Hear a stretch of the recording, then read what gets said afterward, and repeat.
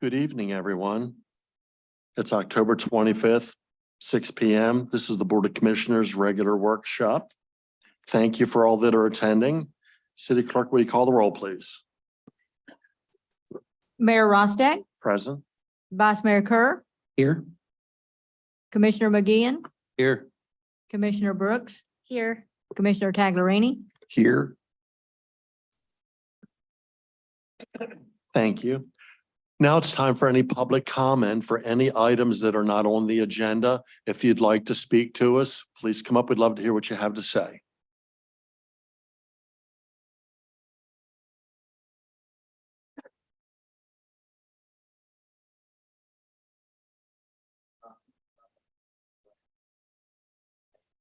It's not, I don't think your mic's on. Oh, there you go. All right. Yeah. Sorry about that. Basically just wanted to come up and, give my thoughts on how the city's going right now. Something that you probably don't hear a lot. You probably get a lot of complaints, but things have been going really well. I think probably have to attribute a lot of that to what City Manager Robin's doing. I work with a lot of the different departments when things come up. Frank, Marcy, Lisa, Jamal, Megan, they've all been super helpful. Big change from maybe a couple years back. So all I want to say is, thank you for everything you guys are doing. And, I think you probably do have to look to Robin, that he's pulled everybody together doing a great job. It's just kind of my thoughts. Well, thank you very much. That was very kind of you. Thank you, Bob. All right, at this time, public comment's going to close for any items that are not on the agenda. First item up is under discussion items, we have our city lobbyist. He's going to do a presentation for us. Thank you for coming, sir. Good evening, Mayor and Commissioners. Just to introduce, this is RJ Myers with Schumacher Advisors of Florida. His firm has been serving as our representative for governmental consulting and other related services at the state level, and wanted to have him. I don't know if everybody here on the dais has met RJ, but you get a chance now. And he's just going to give us a kind of a overview of what to expect in the legislature, what's been happening, and where things are moving. Yeah. Thanks, RJ. Good evening, everyone. Mr. Mayor, Commissioners, thank you so much for having me here tonight. It's always good to be in Madeira Beach. My name is RJ Myers. I am your government affairs consultant and have been for about 7 years now.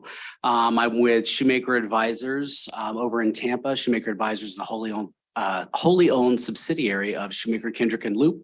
We have offices in Tampa, Sarasota, Tallahassee, and Washington, D.C. But I live over in St. Petersburg with my wife. So thanks so much for having me again tonight. And I did just want to say one thing because as we get to know each other better, things obviously get moving very fast and heavy in Tallahassee, and just a lot of things happening at all the time. And I'd be remiss if I didn't say how great Robin has been and how great the staff in Madeira Beach has been. I cannot tell you how many times I've called Robin hair on fire from a legislator or staffer or chairperson who wanted something yesterday, because that's just the way things work. And whether it's, just additional information on a project we're working on, graphics, et cetera, the team has always been very responsive, and that makes me look good. And it definitely makes my job a lot easier. So I really do appreciate that. And I just wanted to give those accolades where they are due.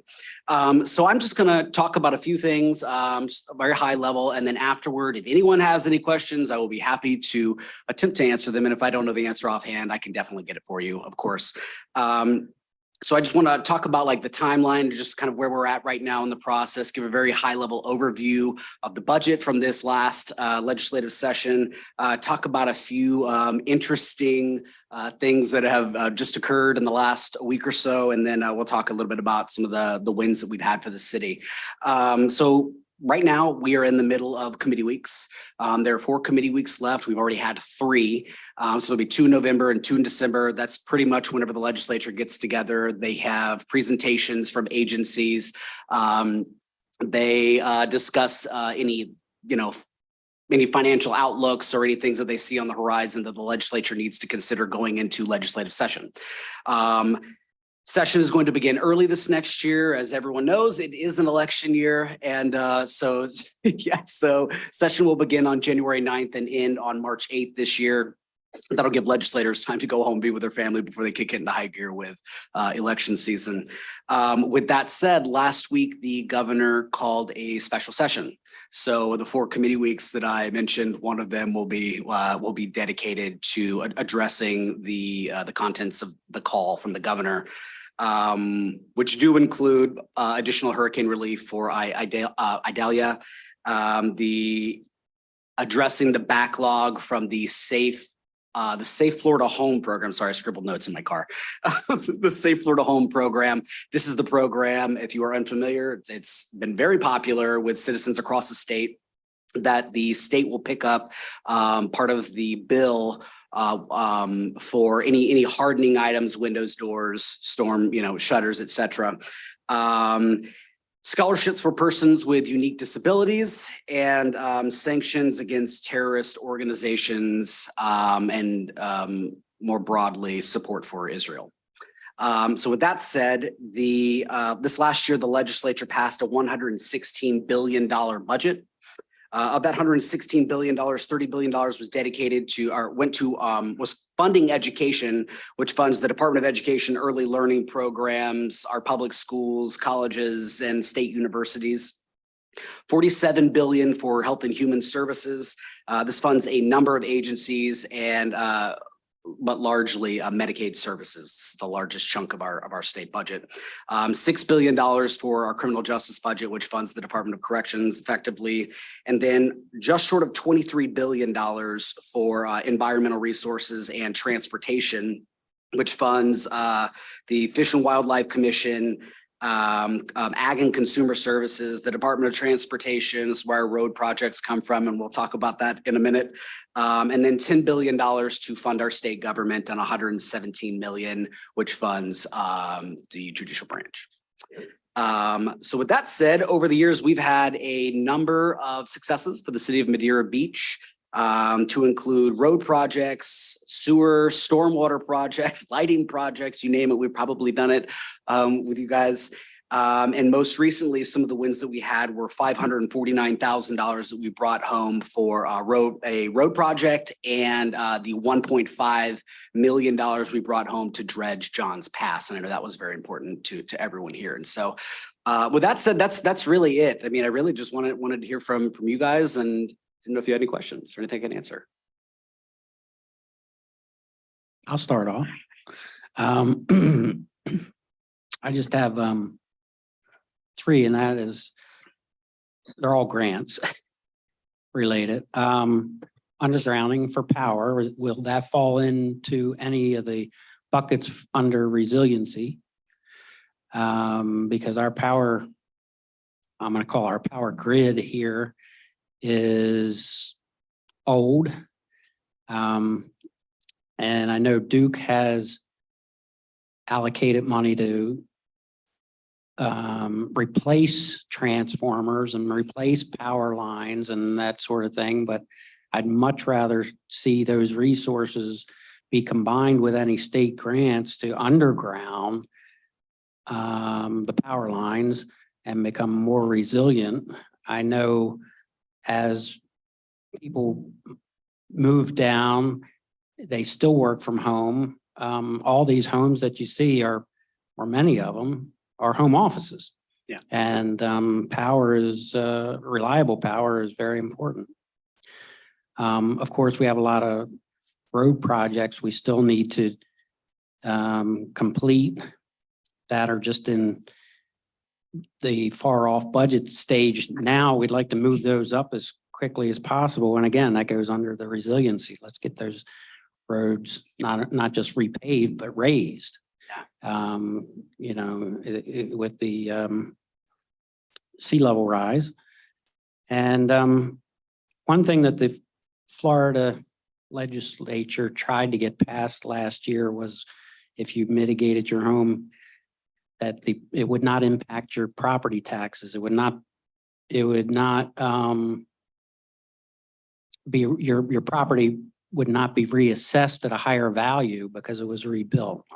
Okay. I know it it passed by 57%, but they needed 60% for it to actually pass. You're referring to the ballot initiative. Yes, the That's what I was ballot getting at. initiative. Is there anything there coming back, maybe packaged with something else? As far as maybe with the My Safe Florida Home going from 3% to 2%, I understand that that was in discussion. Could this be wrapped into that to get it over that threshold? Because I know a lot of the homes in our community, people would love to rebuild. Even if they can find the resources to do that, they're going to be priced out because their property taxes are going to double. Mhm. So that's a huge thing for the residents here. Yes, sir. So let me just address a few things here. As undergrounding goes, I'm not familiar with any grants that exist. I will gladly go home and dig again. Something I do after every session is I'll send out the legislature funds new pots of money all the time. It happens every single year. Then they'll reauthorize existing pots of money. After every session, I'll send a list out to the folks with the cities that we work with and say, just these are things that you may qualify for. And it's just something to kind of dig into. Typically the legislature does not fund undergrounding. They typically do not underfund. But when you're not, what's it, a zone A? For resiliency, for high winds, or hurricanes. Yeah. Can it fall under that resiliency section? Just like hardening. You mean Hardening, yeah. Are you referring to the? Yeah, I'm sure I'm using all the wrong terms. It's okay. There's a But million. But yeah, but yes, the hardening, so that, Yeah. when people evacuate, they come home and they actually have power. Yeah, I don't know. I'm not sure I'm not familiar with any grants that are specific for undergrounding, and I haven't come across that. Maybe we can Like I said, create one. well, that's a bigger lift. There you go. It's a bigger lift. I think that obviously we'd have to get most of the legislature on board with that. I know that there are quite a few legislators that would like to see here in our coastal communities that would like to see something like that as well. But I absolutely, like I said, I'll look into it and see if there's anything else. We can just get it put on the list. That's And all. if it's a conversation to be had, then absolutely I will have it. But And- RJ, historically, the legislature has not They have not funded. funded undergrounding projects even along the coasts. So and so maybe I was confused. I thought that there are, I guess sometimes I see what the confusion is. There are legislative funding requests, which so we're working on. We have a road project and a seawall we're working on this year. And then there are grants. And those are two, there's like a distinction there. And so maybe it's conflating the two. So yes, historically they have not funded undergrounding. And like I said, I'll gladly have the conversation with members of our That's all I'm delegation. asking. Absolutely. I'll have that conversation. I know there are members of our delegation that want that. And so, yeah, absolutely I will. On the road projects, I think I may have lost here, but you mentioned raising the roads. Is that what you said? So something like that would have to be a standalone project. I know there are other cities here in Pinellas County that are looking to do the exact same thing.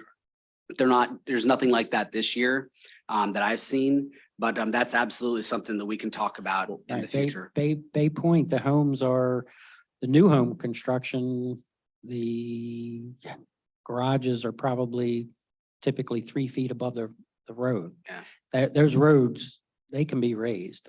Not all the homes would comply, Right. but every home abuts the intercoastal. So the ones that wouldn't, I'm sure there are irrigation practices that would allow those roads to be raised because they're flooded Yeah. all the time. Yeah, it's a very real issue Yes. that everyone is going to have to start taking more seriously and be more proactive in addressing. Absolutely. I did want to say one more thing because you mentioned the homes. I know there is FEMA has obviously funds available that they make available to folks to raise their homes. I know there are some conversations with how to make that more accessible for everyday citizens. So that's. But again, yeah, you see people doing just that, taking their home and their existing home and raising it, not rebuilding, but raising it. And it's my understanding, and I could be corrected, that they're doing that because then they are not reassessed their property tax because it's still the same home. It's raised, it's not a new home, but it structurally, it would be a much better project and may be comparable in price. I can't really speak to that. But to do that so that you don't get reassessed, you're not making any more impact. There has to be a way to get this whole property tax issue that was brought up last year that didn't quite pass. It was close. Yeah, it was. Close. To get that repackaged and come back again. I'll be sure to like note and track for anything like that. Like I said, I haven't seen anything pop up. It would have to be a ballot initiative, but I have not seen anything like that pop up yet. But if it does, absolutely, I'll send it over. All right, just keep it in your conversations, Of please. course. Yes, sir. Thank you.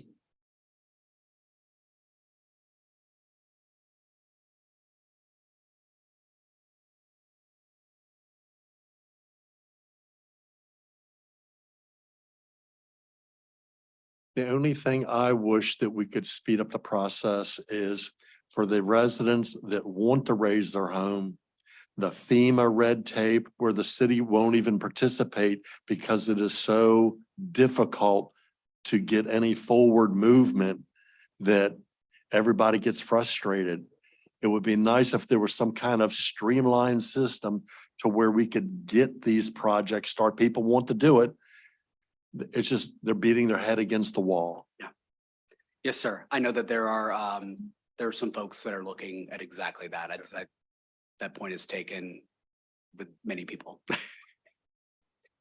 So if I can readdress, so is there any light at the end of the tunnel that you see as anything positive that you bring to the commission for this upcoming term that we're applying for, that we, I know the seawall, you said? Yeah, so we're looking at, again, part of our flooding and resiliency and mitigating the flooding to replace several seawalls, and we'll provide more details into that, but that's because we needed to have the paperwork in fairly early, or the request. When we're looking at our projects, and we discussed our capital to mitigate some of the flooding, I believe some of the seawalls that need replacement in a few areas of our city. And then again, our roads and streets projects that do tend to receive the funding periodically, not always, but it is something that, again, to alleviate some of the flooding. The issue of raising the roads, which is what we're partially looking to do, as you pointed out, Vice Mayor, involves those homes like on Bay Point that are below the road. And so that needs to be coordinated so that they're not impacted additionally when the road is raised. So you really can't do that. No, Treasure Island and St. Pete Beach are kind of addressing it at the same time and getting with folks to figure out a way how, again, to, if not raise the home, what to do to, because the road is going to be eventually raised. I'd love to have that discussion. I don't want to tie up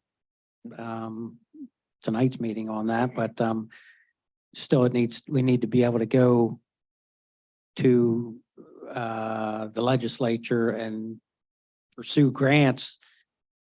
And I don't want to hold up the grant side of it while we go through engineering. We need the grants so that we can have the engineering done. Right, and usually there's about a 2-year time period on the funding allocation, so we have a little bit of time, but So not, we're only 6 years, months behind then. typically. So And I want to say this, I mean, we all live here in Pinellas County, and I say this, I work with delegations from across the state, and I genuinely mean this from the bottom of my heart. We have the best delegation in the state. We do. Even when we butt heads with them or they butt heads with each other, everyone agrees that we have to take care of Pinellas County. Everyone, every single one of them agrees on that. And I've talked to about every single one of them about that personally. And so they really do want to do right by our communities at home. These are very real issues that we are all going to, the world's going to be very different in 10 years. Right. And you're totally right. And these are very important issues that need to be addressed. And the good news is you talk about, the bright light at the end of the tunnel. I mean, I know that a lot of folks maybe who in the past who have not seen it that way, I think that they do. I really think that they're waking up to the reality of, what we have to do to make sure that our cities and civilization, society can continue to thrive and grow, right? Anyway, look, I just want to say this. I mean, unless anyone has any other questions, thank you so much for having me tonight. I would love, like I said, my wife and I live over in St. Pete. It's a 15-minute drive for me to get here. I'd love to grab coffee, or if you want to grab lunch, breakfast, let me know, or a beer. If you want to grab a beer, I'll grab a beer. But I'd love to get together and just hear more about like what you're interested in, what you're working on. And like I said, everyone's always been great to me in Madeira Beach, and just whatever I can do for you, please. What can we do individually or as a body to be able to help you or to help ourselves? Engage with our state delegation. Engage with our state delegation. I know Representative Cheney, Senator DeSegli, they're our members. They Madeira Beach is in their districts, both of their districts. And they do want to help, and they need to hear from you. And I think if you're working on that relationship, so that when something does come up, you can always go through me, but when you have that personal relationship, that's an additional touch. It really is. And usually, Representative Cheney and I converse fairly regularly, or her staff.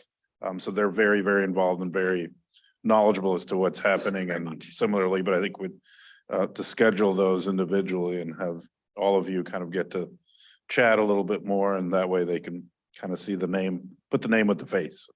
We'll go from there. Perfect. Well, thank you so much. Yeah, Thank you. Thank you very much. Thanks, Sergeant. Okay, next up is the FY24 salary increases. Chief? And Mayor and Commission, as the chief walks up, again, the chief and I individually had discussions with each of you. Before the chief begins, as I stated, this agenda item really is to, as I stated before, we've made adjustments with the budget and amendments throughout the year, pretty much citywide, with the exception of the fire department, based on the fact that they have a 3-year collective bargaining agreement. We are currently starting the 3rd year of that agreement. And so we will begin over the next few months to work on the next agreement, hopefully a 3-year agreement again. The reason for this item at this time is to kind of what we've done in the past, to make sure that we stay competitive, to make sure that we are offering the best packages that we can, but also to retain obviously experienced and qualified individuals, the men and women that every day do the work that they do. And we certainly want them to make this a career here in Madeira Beach. So to a reason for it, and the chief will get into more details on that. But I want also to be clear that this is something that the chief and I have had in discussion, and really for us to make these recommendations to all of you, and not something that the union approached us and said, hey, this is what we're looking to do. We're trying to be not that would make much of any difference, but this is something that not out of any issue or concern raised by fire personnel or the union overall, because I know that can kind of be a little bit contentious, but it hasn't been, and hopefully it never will be. But just wanted to be clear that we're looking to do that. We're the ones bringing this forward to all of you. Chief? Mayor, Vice Mayor, Commissioners, thank you. I'd just like to thank you for taking this under consideration. The intent of this is to be proactive and try to get in front of this recruitment and retention issue. And try to close this pay gap between us and the 17 other fire departments in Pinellas County. The last 6 months, I was really focused on recruitment.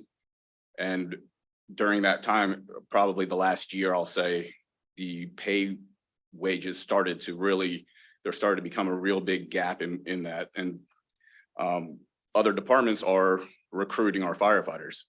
They don't recruit the low end firefighters. They want top-notch firefighters. And that's why ours are being recruited, our firefighters. I don't want to lose any of them. So the intent of this is just to try to get in front of this issue before it becomes an issue. And Chief, to focus a little bit additional, some additional details regarding the extent to train, when we hire a new fire medic to train, or firefighter paramedic, sorry, Yeah. that's from another city, to the amount of investment that we make with not just the time spent, the training, equipment. We have to take that into consideration that, I mean, that amounts to thousands of dollars. Just for example, the bunker gear, or I think most people don't know that it's called bunker gear, but when they put the big, heavy, thick suits to go respond to a call, those are expensive things. They are unique to each individual. So we can't take one and really pass it to the next person, for example. So those are the other things to consider, in addition to the fact that our staff is being recruited by other departments. And so trying to bring us into really in a competitive process toward the middle of where we are relative to the other 17 fire districts in our county. Currently, well, as of last year, we were toward the bottom. Our starting salary was just over 49,000. We are currently just over 50,400. And what we're recommending, and you have the chart in front of you that we discussed, to bring that figure closer to where the other districts are. And really, we would have a starting firefighter close to 58,000, again, in line with even some of our neighbors, including Treasure Island, St. Pete Beach, South Pasadena. I know that we had another question regarding where are we in terms of other cities, specifically, again, our neighbors to Treasure Island, St. Pete Beach, South Pasadena, and Gulfport, for example. They one or two stations similar to our operations. Keep in mind that the budgets kind of ebb and flow. Number of personnel in the fire kind of stay the same. But we have to keep in mind that Treasure Island, St. Pete, the four that I mentioned, also provide wastewater. Looking at their entire city budget, it's difficult to compare from one year to another. Our budget this year is much higher than it has been because half of the total budget is in capital projects.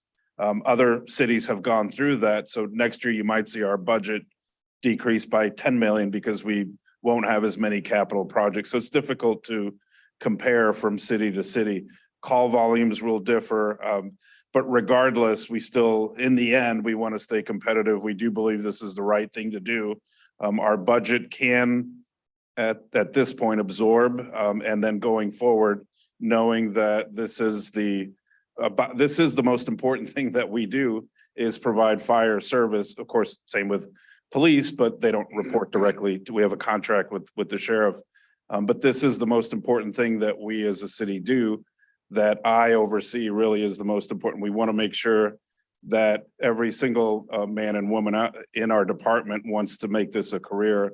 And certainly we know that money is not the most important thing, but it certainly is of some importance. And the reason we're bringing this before you. And to Not the only. city manager, to his point, it costs us between bunker gear, physicals, uniforms, and to pay current firefighters overtime to continue the training for these new hires Monday through Friday during their 40-hour weeks. It's $12,000, just under $12,100. So if we start losing one firefighter and then another one and then another one, I mean, we're at $36,000 just to get a pro-B firefighter, and we just lost a seasoned one. Chief, explain why each firefighter needs 2 sets of bunker gear or turnout gear. That's NFPA compliance. It's essentially from the cancer initiative, because before we would put on 1 set of bunker gear. You go fight 2 structure fires in one 24-hour shift. You come back to the station, you can't wash it because you need your gear just in case you get called out again. So then they made it so you could at least swap that gear out. And you guys have heard me say it before, we remain NFPA compliant. That's something that we should be really proud of. And that's why we need 2 sets of bunker gear. And then with this figure of 12K, Mhm. we're pretty much breaking even. We're giving the firefighters that we have, that we cherish, that we want to keep a raise to keep them so we don't have to hire more. And the more that leave, it's 12K a pop. Yep. To So hire another one. we're essentially just taking that 12,000 to train a new guy and giving it to them to keep these great firefighters that we have. And you can see that it's very important to them. They've shown up here to show support and appreciation. Commissioners? During our one-on-one discussion, I was very disappointed to hear that we were not competitive with cities of our size. I'd at the very least like to be competitive, and I'd like to not have turnover in the fire department that's taking care of my house. So Absolutely. I'm personally in favor of this. Yeah. Now that we know what this is all about, do we have any citizen comment on this? And would anybody like to come up from the community? Okay. Yes. I'd like to say, Oh, I'd like to please. say that when we did our one-on-ones, I was like Commissioner Taglerini, pretty shocked to see how far down our firefighters are on the pay scale. And one of the things that we as a commission have talked about since we've been here together is employee retention and how important that is for the city. My experience with the fire department has been extremely professional and wonderful. I would hate to see any fire person choose to leave over salary. So when we looked at this, the increases of 10, 12 and a half or 15, I fully support a 15% increase for our firefighters. Yes, we had that one-on-one. And I also said 15% was a great investment. Our fire department is doing a great job. We want to keep you guys here. and Absolutely. Totally a great investment. Thank you. Vice Mayor? I think the chief knows how I feel. You have to support our fire staff, firefighters. I think, hopefully you guys know you have our support. Commissioner Taglerini? Oh, you already spoke? I thought I started, yeah. Okay, all right. Yeah, going forward, this will just be a wage increase, does not need to take any. Yeah, it'll be a general wage increase as opposed to a wage reopener. So this is something that we can just do as opposed to In our budget. getting an MOU and having meetings with the union and the union body. This is something that administration is just offering them essentially. So it could be quick. Well, it needs to be done. Awesome. Thank you very much. We appreciate it. No problem, but stay put. I think yes. we have the Florida Firefighter Cancer Decontamination Equipment Grant. Yes, so again, the cancer initiative that's really gained a lot of traction. Governor DeSantis just added so many, I can't even remember the number of cancers into fire-related cancers. And so now if you were to get a cancer, a certain type of cancer, that list is so much larger now than it was even 2 or 3 years ago. And what this is, what the grant is for is from the State Fire Marshal's office, and it is awards diesel decontamination system. And what it is, it installs on the truck and it filters out approximately 94 to 97% of all the carcinogens in the diesel smoke and the diesel exhaust. And it is, we have a 25% buy-in on that. So they give us 75% of the funds to purchase them. And that money includes the device itself and installation.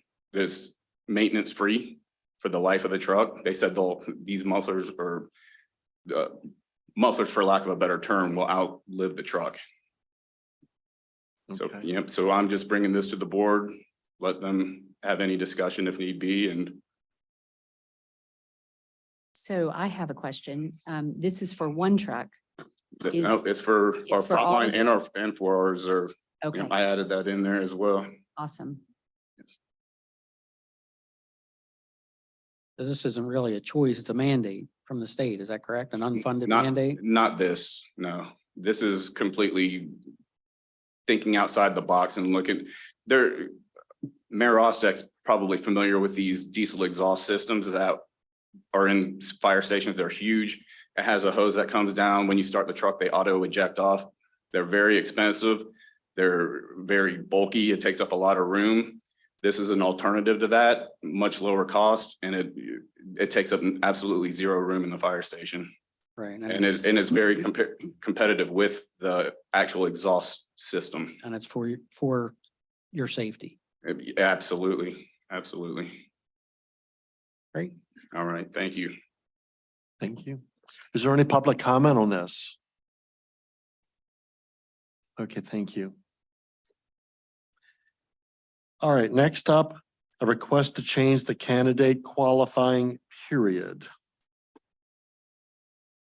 Think, yeah, from the clerk. Currently, our charter stipulates that the qualifying period for candidates looking to run for city commission, it's a 2-week period, the first 2 full weeks in December.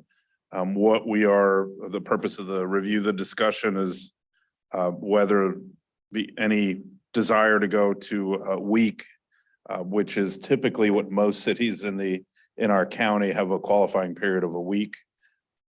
Excuse me, it's pretty rare to have I think it's more of a prior years where it was a longer qualifying period. So, Claire, if you had anything else to. And also when we had to, you remember you had to get 100 petitions signed. And it took a while, and the qualifying period went through Christmas, New Year's. The qualifying period didn't even end until the Friday after, the first Friday in January. Had a lot of complaints about that because they had family down and they was, and also they were left behind to circulate petitions while their family went on vacation. But anyway, we worked and got that decreased to 2 weeks from 4 weeks. And the petition now is decreased from 100 to 25. And so that's not really that difficult to get. Now, outside of this, if you should choose to do the 1 week, there is a Florida statute, and I was going to add that on there, and I was real busy and forgot that you can actually file your DSDE-9 14 days in advance of the qualifying period and get everything done, and then you could turn it in, but I'm not allowed to accept it and stamp it in, see that it's complete and everything until the qualifying period starts. So some cities take advantage of that. I mean, it's there. But the only thing that our charter says that I can't take, past the noon time, which is the petitions and all, but make sure everything is done. If you're going to file early, then I can't accept it until you have everything, and then it won't get stamped in to the first day of qualifying period. Okay, thank you. Commissioners, you have any comments? Ms. Van Bargen, what, can you remind us what has to be accomplished during that 1 week or for currently 2 weeks, but now 1 week? Well, the first thing you do is to file the DSDE-9, which that has to be filed before you can begin circulating for signatures on the petition. Okay, then the supervisor of elections, which we do too, you want to at least get at least 10% more and they like to get them all at one time. We can't take them up there and a few at a time. And then of course, well, actually the first thing in our charter is you're filling out your residency, you're swearing that you've been a resident at least a year before applying to be a candidate, and you've been a qualified voter at least 6 months before that. Qualified mean your actual voter in the, for the city Filling out the election. affidavit. Yes. Okay. And then you do the document where it tells about yourself, Is that enough time for the Board of Electors to approve? You say you have to submit that first form and get it approved by the. Oh, yeah, they usually do it the same day. When you come in, they sit there and fill that out. And even fill out their DSD-9. They can decide who's going to be their campaign treasurer. Whoever their campaign treasurer is the only one that can set the monies or whatever, handle the account. And so they usually designate themselves as the primary the treasurer, and then they'll all, or the deputy one. So you get two forms. You can have as many deputies you want, but somebody has to handle the campaign account. And are you suggesting that this could be done in advance, turned in, just not official until the first Everything can day? be done. Including the signatures? Yes, So, like, everything can be if done, a but I person- can't stamp it in until the qualifying period. But someone could obtain the signature forms in advance and get the signatures, have it all in a nice neat pile and turn it in on the first day. Yes, and then our last meeting with the Pinellas County City Clerks Association last month, and the supervisor of elections reminded us of that statute. You know, I didn't see anything in our charter that had forbidden it. It's just, that's in state law unless Trask thinks differently or whatever, but it's there, and some people utilize that. And then the only other thing is the form that once you file your DSD-9, you have to file the DSDE 84 within 10 days, which is your candidacy oath, that you were given either a copy of the Chapter 106, which is your campaign laws, or, you know, given access to it, like if it's online, we're going to make the packet online as well. Then the links will be there right to the Division of Elections that you'll be able to click on that. And then also there's a form, a document that you have to sign that you were given access to that, besides the document for the candidate oath. It sounds like a lot.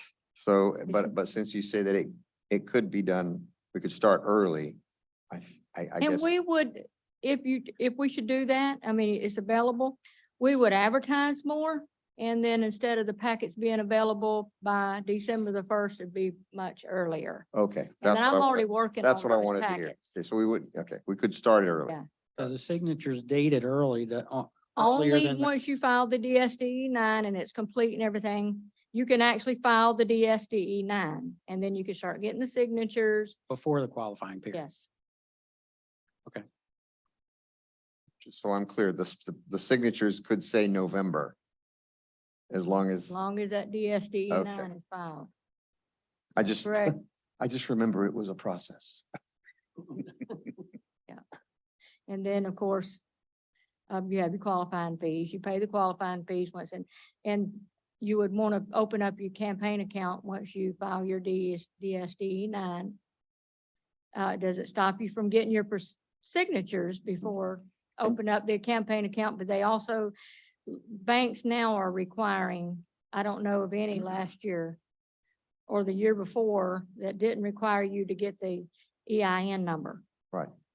And just one more You question. already have one. Well, her bank Oh. didn't, so you might want to, I can't give out a bank name. I did but not have to do, She can share number. hers. I used my social. Oh, okay. What's the advantage of going to a week? I don't mind the 2 weeks. I don't, you know, and I don't mind the week. I'm just wondering, It's up to we've you. already shortened it from 4 weeks to 2 weeks. I'm just curious There's what the not really no advantage is. change in it. It's just that the city manager had suggested that I bring it to you to try to do the week. Like he said, there are cities that are only a week. Is there some advantage, Mr. Gomez, that you? Well, saw to I mean, going I to a think week? we just have, it creates a little bit out in the community of people kind of, well, who's doing what? And there's Correct. work being done to try to politicize who's going to run. And I think it just creates an opportunity. Well, it has created in the time that I've been here in both elections, opportunities to politicize and determine who they will select based on who is or who is not running, who has filed, who has not. It Yeah, just, he- and really at a local level, that's not really, I mean, you run because you want to make your community a better place, not because you don't want X to go in and out and they're going back and forth. It's just, I think too long of a time period allows for that. I'm not opposed to it, to keeping it at 2 weeks. really more to get your thoughts, if you think it's something that would benefit. Again, a lot of cities, that's what they do, is keep it down to 1 week. And it also alleviates Clara's time from having to have everything available for a 2-week time period as opposed to one, but When I read it, my only concern was, again, took me a while to get it together. But since you say we can start early, and I didn't know the advantage, I see the advantages. It cuts down on the potential chaos that Yes, can ensue within the which is part of the process, sort of, part of but politics. I mean, we're at the closest level of government. You want people who really want their city to do well, and it's not about encouraging or discouraging. You just want people to really want to do it for really the correct reasons. And again, we can't prevent that because that's democracy. However, I think having it, you're really going to have people kind of focused and, oh, well, this is the process. And a little bit, I read earlier today, there's near one of our communities here, another elected official resigned because of some of the changes that occurred at the legislative level requiring the financial disclosure. So that's not our intent to do this. Really, we want the process to be very, as it has been, just, it seems like a longer time period. I don't know, 4 weeks. If we want to make it longer, I guess we could, but I think it just makes it I just straight wanted to to the know the point. motivation for this to happen. I understand. Thank you. Well, when it was 4 weeks, we had a lot of them time that nobody came in. And then usually during the 2 weeks, you've got people that'll come in and they'll pick up a book. You never hear from them anymore. And most people want to come in once the qualifying period starts. But anytime they can make an appointment with me and sit down and I can go over the whole process. It's a pretty simple process. And then like Robin was saying about the Form 6, the candidates this year will file a Form 1. But once they've been elected, they've got 30 days to file the Form 6 because the law, it takes effect January 1st, 2024. But the candidates, of course, are applying in December before then. And then so I reached out to the Ethics Commission and they emailed me back, which copy of that document will be in the packet explaining that the candidates for this year will file the Form 1, but once they've been elected in March, within that 30 days, they have to file the Form 6. Whereas my question to them was, can't they go in and do the Form 6? She says, no, because it's not effective until January 1st. And I also asked them about the Planning Commission, because Planning Commissioners does not have to file the Is Form 6. Form 6 the financial statement? That's Yeah, the the full more detailed. disclosure. Oh, the full more- financial. Got it. Okay. That's the full disclosure, and the Ethics Commission has to actually post that. Got it. Thank you. So it's up to you all if you want to leave it, or it's just something to consider. Yep. It was just a thought, when I had a conversation with the city manager, and he's very helpful through that process. And it was something to think about, because we weren't thinking about that 2 weeks in advance, and I will confirm that. But I'm pretty sure it is because elections office and I saw it in there where you can go ahead and do everything, turn it all in, but I can't accept it unless it's totally complete. You can't turn in one paper, then another, then another, then another. It has to be totally complete. And so, and then I could stamp it in at that time. Any other comments or questions? I actually have one. Okay, please come up. Public comment. If you were new going into the system, like all you people are running, you know how the system works. What if it's somebody new coming in the system that doesn't know how the system works? Is a week going to be enough, or do they need that 2 weeks? That's my only question. I'm not planning on running, but you guys all know how the system works. But what else if somebody wants to run for city attorney or city mayor or manager or the mayor? Will they have enough time in that week to get all their Well, paperwork in? The only thing Mayor? would be if somebody comes in that Wednesday, then there could be, they would really have to come in as early as possible that week. Thank you. I If think I a could week address is- that, I Please. wasn't familiar with city government 2 years ago. And I'm going to say that our city clerk was very helpful and held my hand the entire process. I am right there And, for you and she- help you. She got me through it. So because she's saying that we can start 2 weeks before that process, I would approve. If we only had 1 week to learn it and do it, I would not be in favor. But because we can start early, I think that's going to solve that problem. And I think that, I mean, Clara can correct me, but typically those that are interested do contact before we Much get earlier. close to December. And typically you will see individuals, and this is the fourth city I've worked in, they will start to attend meetings. So the closer you get to that qualifying period so that they can, you know, if they were really not well versed as to how it works, they will attend and observe and ask questions. So that's what, you know, it's a lengthy process. What we're discussing is really, you don't have to do absolutely everything in that 2 week period or that 1 week period, other than what is, for lack of a better term, legally required or statutorily required by our city charter or state law. Right. And that's where Clara is essentially the expert and guides people exactly what you need to do step by step. Yeah, because your forms could that 90% of the people, the candidates file all the paperwork within 2 days or a day. And then once they file their DSD 9, and they don't have to be it doesn't have to be the same person that circulates the petitions. You could have 10 people and say, get a couple here, and bring them all in. But it's not that hard, but you do want to make sure you first opportunity to get the campaign account open.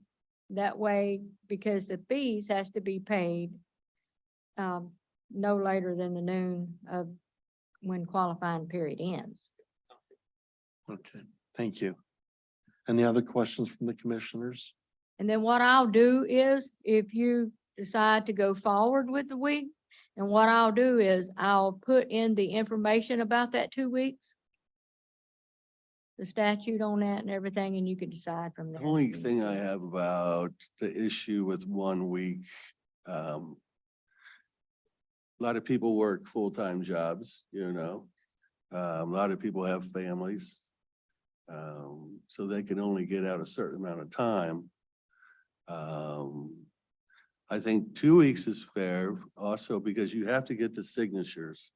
You have to get the people in your district, the people that you're going to work for on your side, So 2 weeks, 14 days gives the people of Madeira Beach ample time to pick your head, pick your brain, whatever, and see if they want you to represent them. And this is what we're all about, representing the people of Madeira Beach.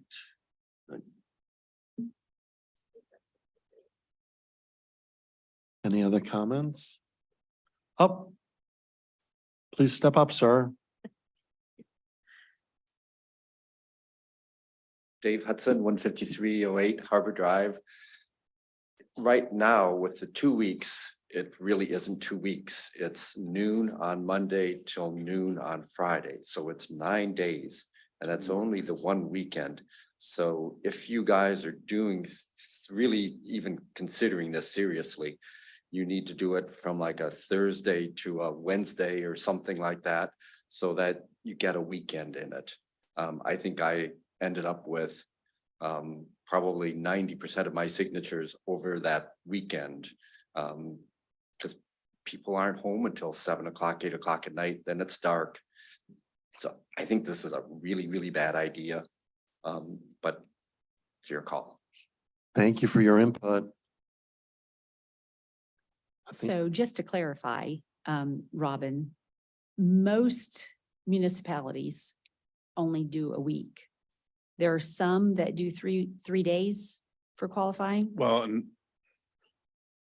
in other states, there are In other just 3 states, days. okay, Yeah, okay. at least one state that I worked in, it was a 3-day period that you came in to the city offices to turn in your paperwork. You essentially had 3 days to submit, but you could start, as Clara stated, you could start before and I can tell you just about everybody started before, you just had to bring in all your completed documents and have them sign, note, et cetera, on 3 days, and that was it. So what we're really talking about is limiting the city clerk's office from accepting Availability, right? availability, full packages to 1 week. But given the new information, we actually would have 3 weeks to get our package together. So, I mean, I think that if we communicate that it's a greater opportunity and would limit the time spent by the city clerk's office for people who, as she stated, come in and don't move forward with submitting a package. That's why I clarified, we Yeah. can get those signature sheets in advance of that week. So- Yeah, that's Because a big, a week to get the signatures, definitely not enough. But if we can start 2 weeks in advance, I think that gives us 3. right. so And the- well, this year, if the packages are online, Yeah, they'll be. That- And we that can makes it even- email them. that makes it and- even easier. You don't even have to make an appointment if you're working and you decide that you want to run, you can Right, all download your online. package and do all that online and then And we'll advertise more. I mean, we started advertising a lot and city manager does his city manager's report. And we'll have information in that and in every one of them. And then for all the every meeting for the regular meeting in the clerk section, I'll have that information in there in every one of those. Talking about that. And like I said, I'll bring when we bring forward the ordinance on November the 8th for first reading, I'll also bring that information about that 14 to 18 days so that we'll know more about it and everything, and you can make a clearer decision at that time. so would that be for this election cycle or it would be for the next election cycle to change To the change it, it would be for next year. next It year? has So to it be, wouldn't be this year. No, it would not Okay. be for the 24 election, it'd be But for to- 25. but to get it on that ballot, this year, the deadline to submit ballot language is December the 19th. So the first reading would have to be in November, then second reading in December. If anything later after that, then it would Then be, it don't wouldn't go. make it to that next ballot.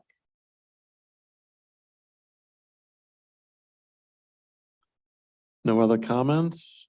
But the clerk's office is committed to having all the paperwork available 2 weeks prior to the qualifying period. Mhm. Yes. Yes. Okay. Okay, next item. Discuss review possible smoking vaping ban on parks and beach. Mayor, can I just get some direction? Is Absolutely. there a consensus then to change it from 2 weeks to 1 week? Because I have to prepare the ordinance. Oh.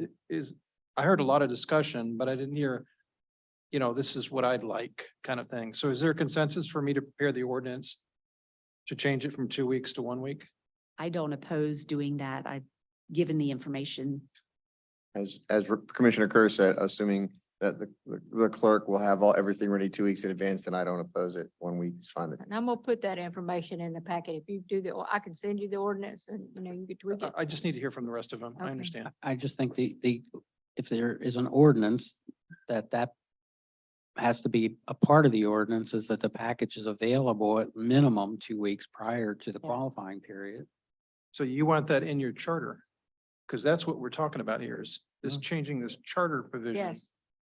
This is going to be. I'm not opposed to it. There's a, reason the city manager recommended it, which I'm not here every day. They are, so I understand it. It's not impacting the candidate because they can pick up their package or download it well in advance and get started. They just can't submit it until that week. And I don't see where that impacts the candidate negatively. So I'm okay with it. Okay, so I'm just going to be pairing the ordinance. I see that there's the majority at least that would like to make this change.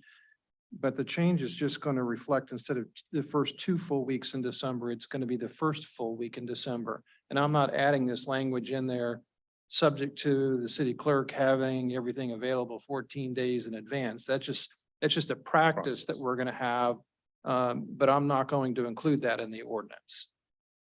Are we all on the same page on that? I need to know the direction I'm, Well, without it, I don't know that I would support it. So I don't, that's where I'm getting to. I need to know. yeah, if we're not, if you can't get the package 2 weeks in advance, I wouldn't support it. Mhm. Now, I did have worked for a city that they had where the packet had to be published by a certain date. So the packet is going online. Correct. The packet, once they publish that packet online, won't it be there forever? It doesn't change year to year, does it, Robin? Information If- changes in it, but it gets updated as the state updates. If there are any legislative changes, it does, but typically there are. Yeah. But so once they Once it's there, create it'll, that it'll remain Yeah. there digital, Yeah, it'll be correct. there. Right. That's correct. for anybody to view it and understand how the process works. Right. Correct. And then also we have those little town hall meetings, not many people come, but I still hold those where people can come in and ask about it. We're getting it, getting the word out and everything about any type of charter change. And then also when I see the state requires me to publish the advertisement for qualifying period twice in a 30-day period before the qualifying period starts. And believe it or not, there are a lot of people that still reads the newspaper. And like I said, we also advertise it in the city manager's report, and I'll be putting it on all the packets and just different things. And then so they know about it. I get quite a few people that come in the door and want the packet.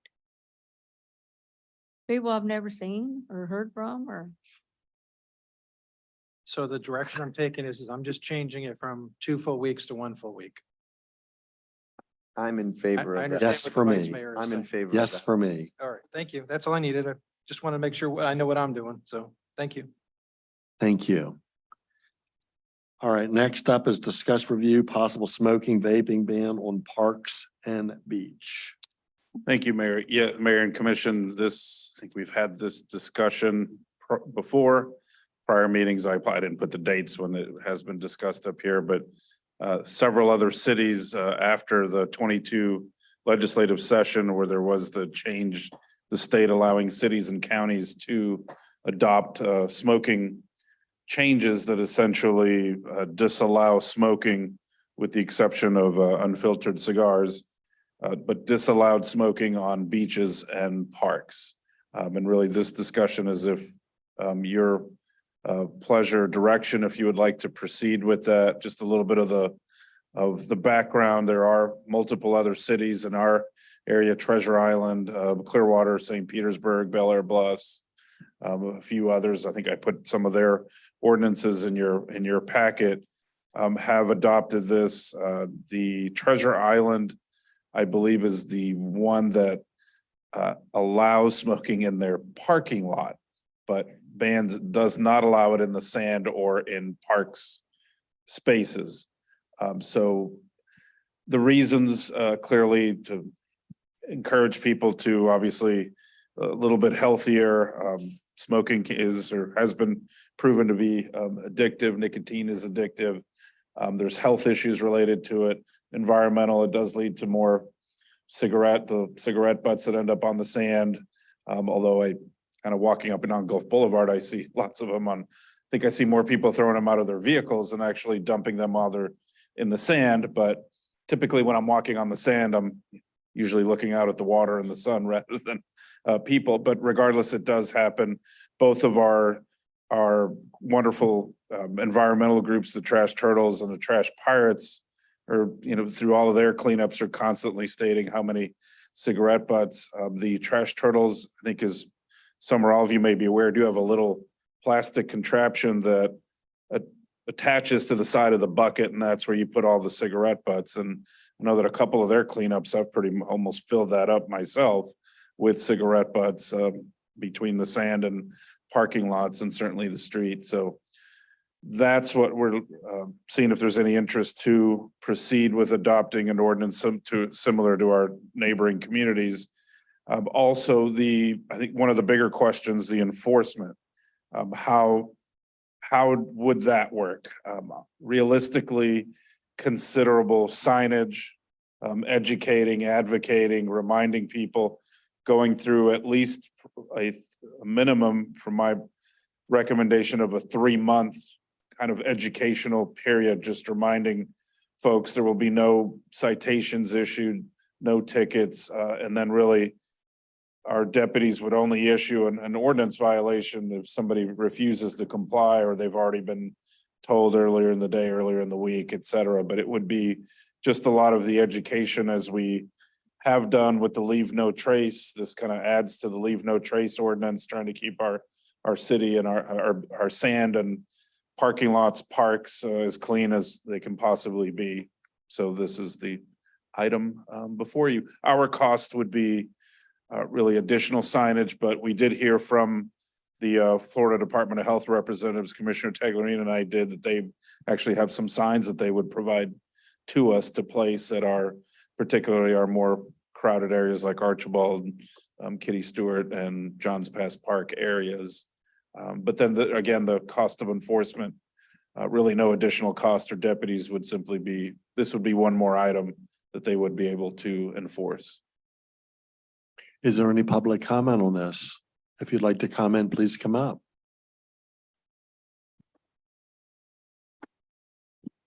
Hi, Bob Bello again, 13301 Gulf Lane. I guess if you're looking at this and you're considering, include the parking lot or not, I would say yes. And the reason is we've had in front of my house where there's the parking lot, 2 trash can fires, which I'm going to assume it's from cigarettes. I mean, and one of them was bad enough that the trees started to catch and the fire department came out. The other one was just a little one, but that's just my 2 cents. Thank you. No other public comment? Commissioners? As Mr. Gomez said, we met with the students working against tobacco. I thought it was a nice group of well-organized people working mostly for environmental reasons, right? With regards to the signage, I mentioned to them that as with dogs on the beach, a lot of the problem comes from hotels. They don't go through the public access where they see the signs, and they said they would help provide signage. So that would also help us, that they'd help us with the signs for the passes and for the hotels. I thought we were going to have some students here, but possibly we'll have some at our next meeting. There's a lot of environmental groups within our school system, the SWAT, SEALed students working against tobacco that are against this. And I personally would prefer not even smoking in the parking lots. Let's just not make it confusing. We're not smoking on our beaches. That would be my preference for all the reasons we hear. Secondhand smoke, environmental, turtles eating cigarette butts, et cetera, et cetera. So the one concern that the city had was the cost of the signage. We'll get some help from the government agency. Vice Mayor? No, I support the ban 100% because of the environmental reasons, not because of the personal reasons. People are old enough to figure those out for themselves, but it sure is disgusting. You go to these beautiful beaches, public areas, and you have the cigarette butts. We have volunteers every day, and that's all they do is pick up these cigarette butts. And if we can help them, help us, I'm all for it. Commissioner? What's your say? I'm all for 100% the banning of vaping and smoking on the beach. I'm kind of on the fence about giving smokers an opportunity to smoke, whether it's in the parking lot, if that's a fair compromise. If we had, 10 of those big tall ashtrays out for them to dispose of their cigarette butts. I'm all for compromise, and especially closing it down on the beach and have them aware of it through the sign, through the communication. I think that's a great idea. So I agree. I mean, if you've ever volunteered to pick up trash on the beach, it is amazing how many ashtrays are created where somebody sits on the beach and they just have an ashtray of sand where they put out 30 cigarettes. I am a little concerned with how enforcement will go, because once it becomes a ban, the residents who live here will expect us to enforce it. So I think it's going to be interesting to see how all of the beach communities are able to enforce, but I also think over time, people will get the memo. I can't remember where it was, but I know that there's a way to get the beach hotels to include that literature or those, no smoking at their front desk, in their emails and in their rooms, letting people that are coming in know that they can't smoke on the beach. So I think that would be a great also added. If we find a way to do that, we can also let them know that even if they as a hotel allow pets, they should let their guests know that they're not allowed on the beach. Yes, I'm all for the ban. In the parking lots, if you want to smoke there, smoke in your vehicle. Yeah, I mean, the fire issue is a real issue. So, yeah, I would be all for this. One last comment is that, I thought that all the big C communities were looking to put together a common ordinance up and down the beaches. I don't know where that is. It kind of lost traction as there were a few changes in the members and and then St. Petersburg started, then Clearwater, then I think Bel Air Bluffs. I think one of either Indian Rocks or Indian Shores. The latest one was Treasure Island. They kind of all just adopted. They're very similar. I mean, pretty much not allowing, other than what I said, Treasure Island and the parking lot. But they're all very similar. So we're all kind of, you're not allowed to smoke on the sand, no electronic cigarettes, vaping, filter, cigarettes. The statute does, you cannot restrict, again, as I said, unfiltered cigars, which is odd because I think I've picked up quite a few cigars in the time I've been on the sand. One, because they're bigger. So that, and I do see quite a few people smoking cigars out on the sand. But they're again, Vice Mayor, the ordinances are pretty similar, and I'm going to infer that Trask Daniel LLP likely drafted some of the ones. I drafted the one for Bel Air Bluffs. It was fairly early on after the legislation passed. It would be very, very similar. The Bel Air Bluffs one repair, they don't have any beaches. So if you look at that, it only references parks. Right. And just so that you understand it, it's with regard to public beaches and parks owned and controlled by the As a city. So if someone is on the beach and it's directly adjacent to their home, they still have the right to be there and they still have the right to smoke. Okay. So So then for Madeira Beach in particular, can we define for our information what this ordinance would protect, what specific areas of the geographic area? beach? Yes, I think, not today, but if we could understand exactly, if we're voting for an ordinance, because if I was sitting out there and you said we're gonna vote for an ordinance to ban cigarettes on the beach, I would be thinking all of Madeira Beach. And that is not the case. So I think it would be important for us to define that, because what I just said about the hotels would not be enforceable. it would be all beach accesses, all city owned, like Archibald outward. John's Park, Pass, yeah, yeah, any John's other Pass park, but. Kitty Stewart And Park. it is not something that, that we can really control. The legislature, smoking is preempted to the state of Florida. And then they've said, okay, well, even though we control everything that goes on with regard to smoking, we're gonna let you do this in your publicly owned beaches and parks, little tiny exception. So we're fitting into that little exception. So, but as for a diagram or a sketch or something, I mean, We could do. Yeah, I would leave it to the city staff, but I just wanted you to know that it's just the public beaches owned by the city and public parks owned by the city. Thank you. Commissioners, anything else? Okay, next up is proposed parking changes, and we'll get information on that, and then we'll allow public comment. So Mayor and Commission, we're bringing for you, and Jamal Yahi, our parking manager, will provide some of the information or data. But I'll begin. This item is really the result of we made some significant changes after I arrived regarding to parking operations. Well, right before I arrived, the hourly rate at our 570 plus spaces went from $2.50 to $3 an hour.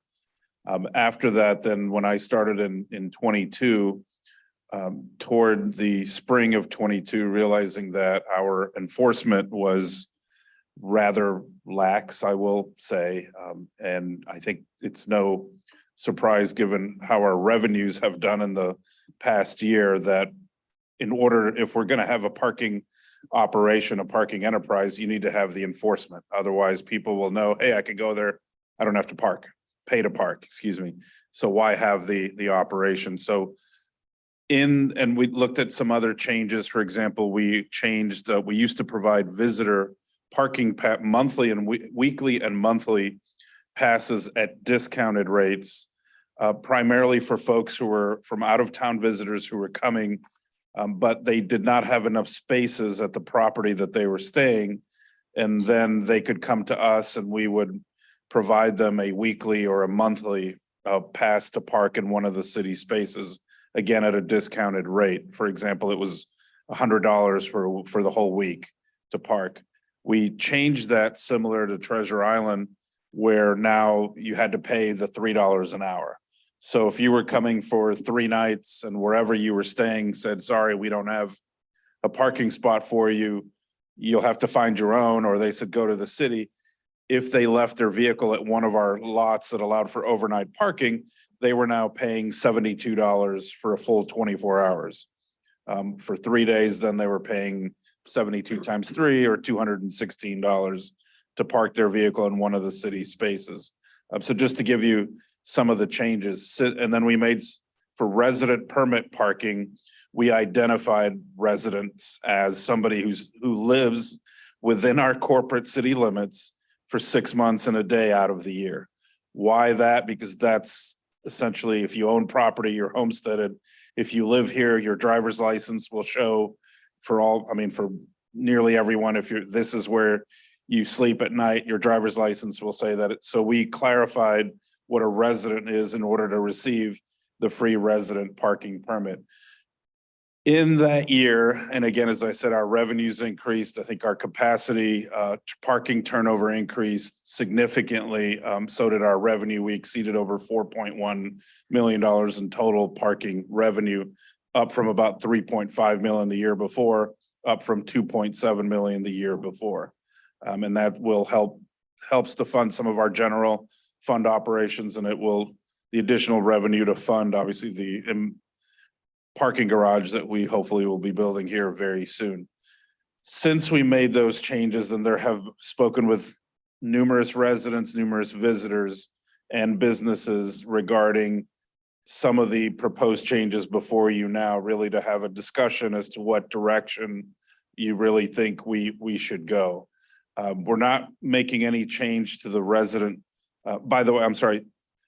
To begin with the changes, we are going to go electronic for just about everything. Meaning folks will have to go, other than the resident parking permit, any of the other new categories that we add, if we should add them, will be electronic. Folks will have to go online to our website, upload certain documents that are required, and then they will receive the approval if they qualify through an electronic process. And then the enforcement will be strictly through the license plate of that vehicle. So all of our enforcement will be, again, through the handhelds that our parking enforcement staff use and through the license plate of each vehicle. So that's the most efficient way to do the enforcement. Just about every parking operation, that's what they use. That's the technology that's available. And furthermore, it alleviates folks sharing passes or transferring to different vehicles. But to begin, what we're looking at to the proposed changes. Because we've had, and I think we had a few dozen people who, when they came in here in prior years to obtain a resident parking pass, they didn't actually live in our city at all.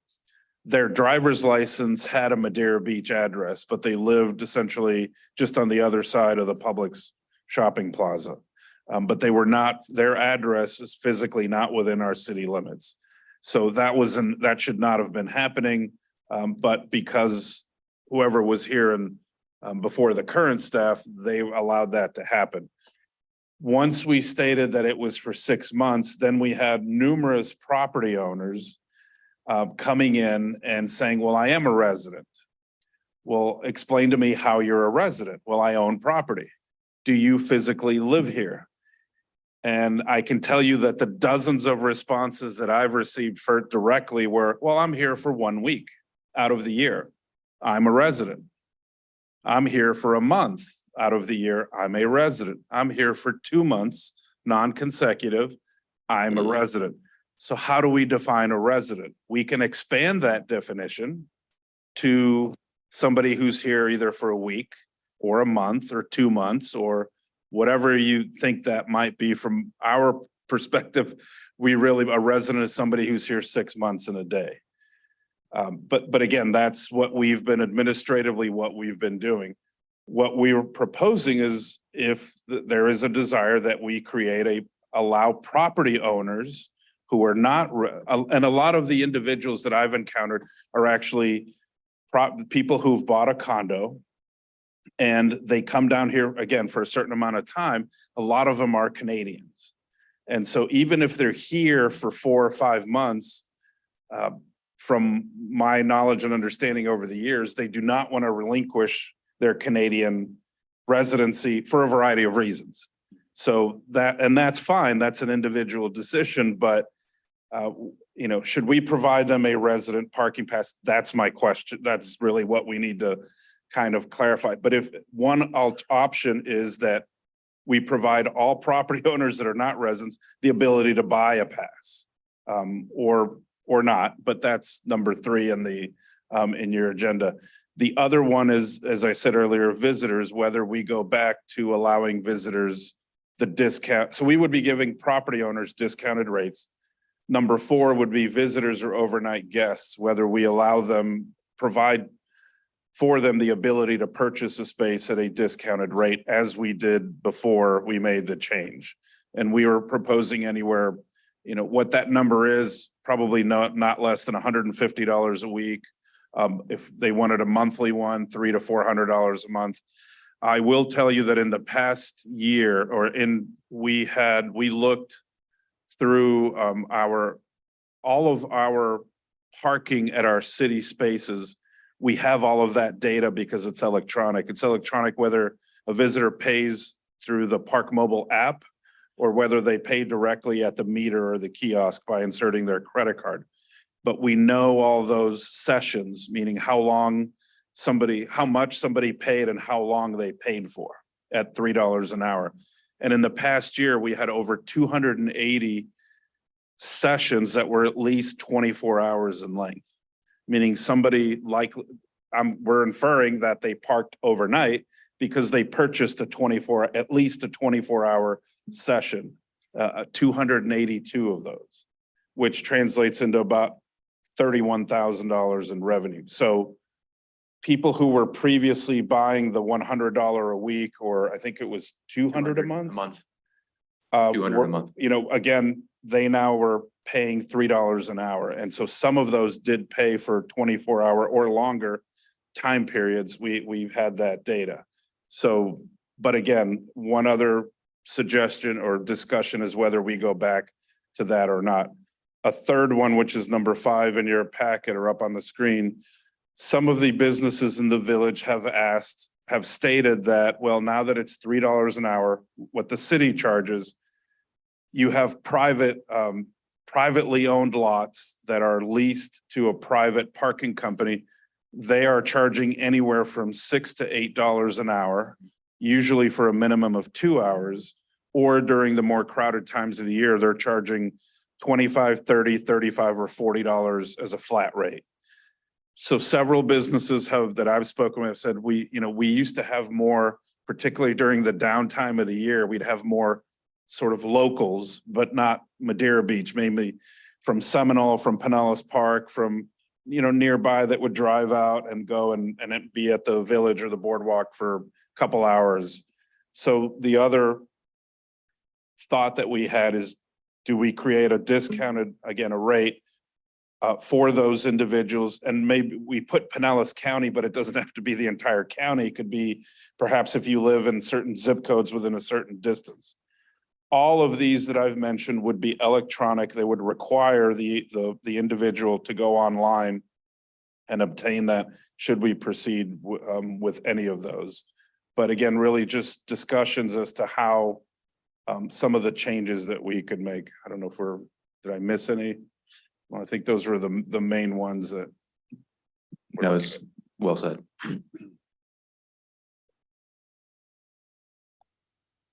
I'll jump in first. I've met with many residents that are certainly PO'd about some of this stuff. And the first thing I want to bring to mind is the flyer that's in the front office over here who was eligible. Residents living in Madeira Beach at least 6 months of the year, property owners that do not rent their property short or long-term any part of the year. Well, let's go ahead and look at our own code. That spells it out right there. 66-73 definitions. Resident means a full-time or seasonal resident of Madeira Beach who resides in a residential dwelling unit or live aboard with a Madeira Beach address and can produce one of the following documents listing their Madeira Beach address as verification of their Madeira Beach residency: driver's license, voter registration, real property deed, real property tax bill, or a lease for 6 months or longer. So this document here that's in the office over here is trying to circumvent our code. Our code already spells it out. But it doesn't define seasonal. There's no definition for seasonal.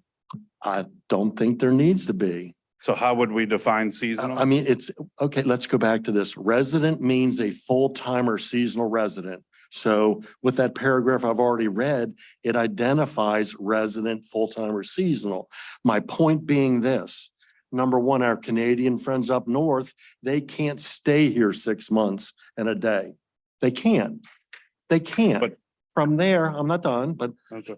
from here, these people, even the ones that rent out their residence or their apartments or whatever, and they only stay here for a week or two of the year, they're paying the property tax on that property. So even though they want to pass, and I'm in agreement that they should get it, it's a ceremonial pass because they may use it 1 or 2 weeks out of the year, if that. But then the other issue is, do we allow passes to the renters if we want to call them renters or people that are occupying that space for 6 months or whatever?